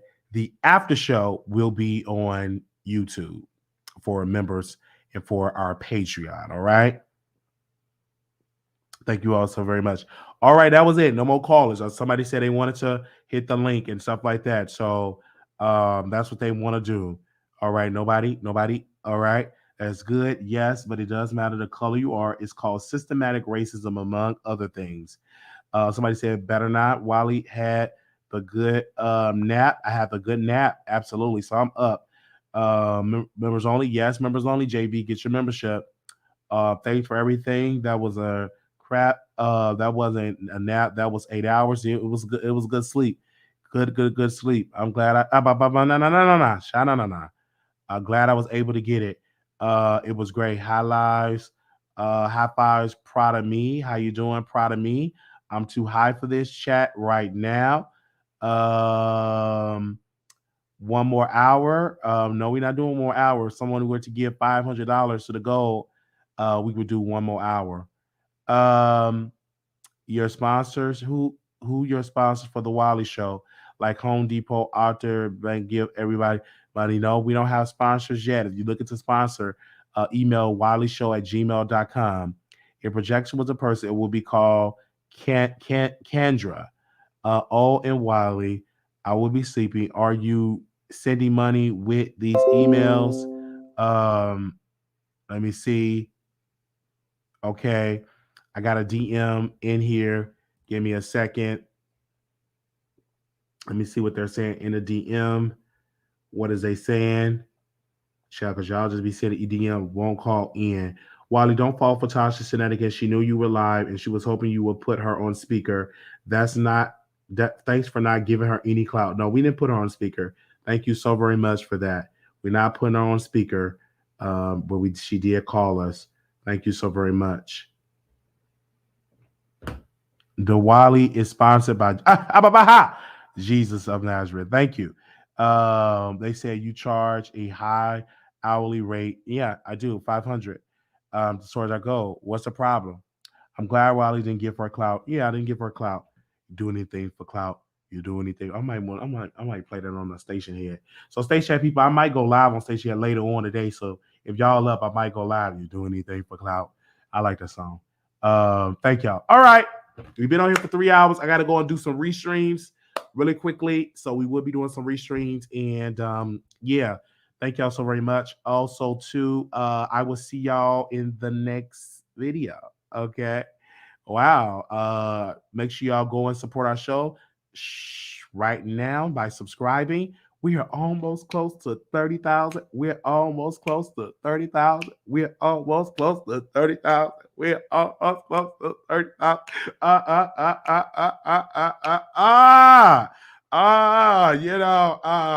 We're almost close to 30,000. So thank y'all so very much for that, man. That was it. See y'all later. All right. Peace.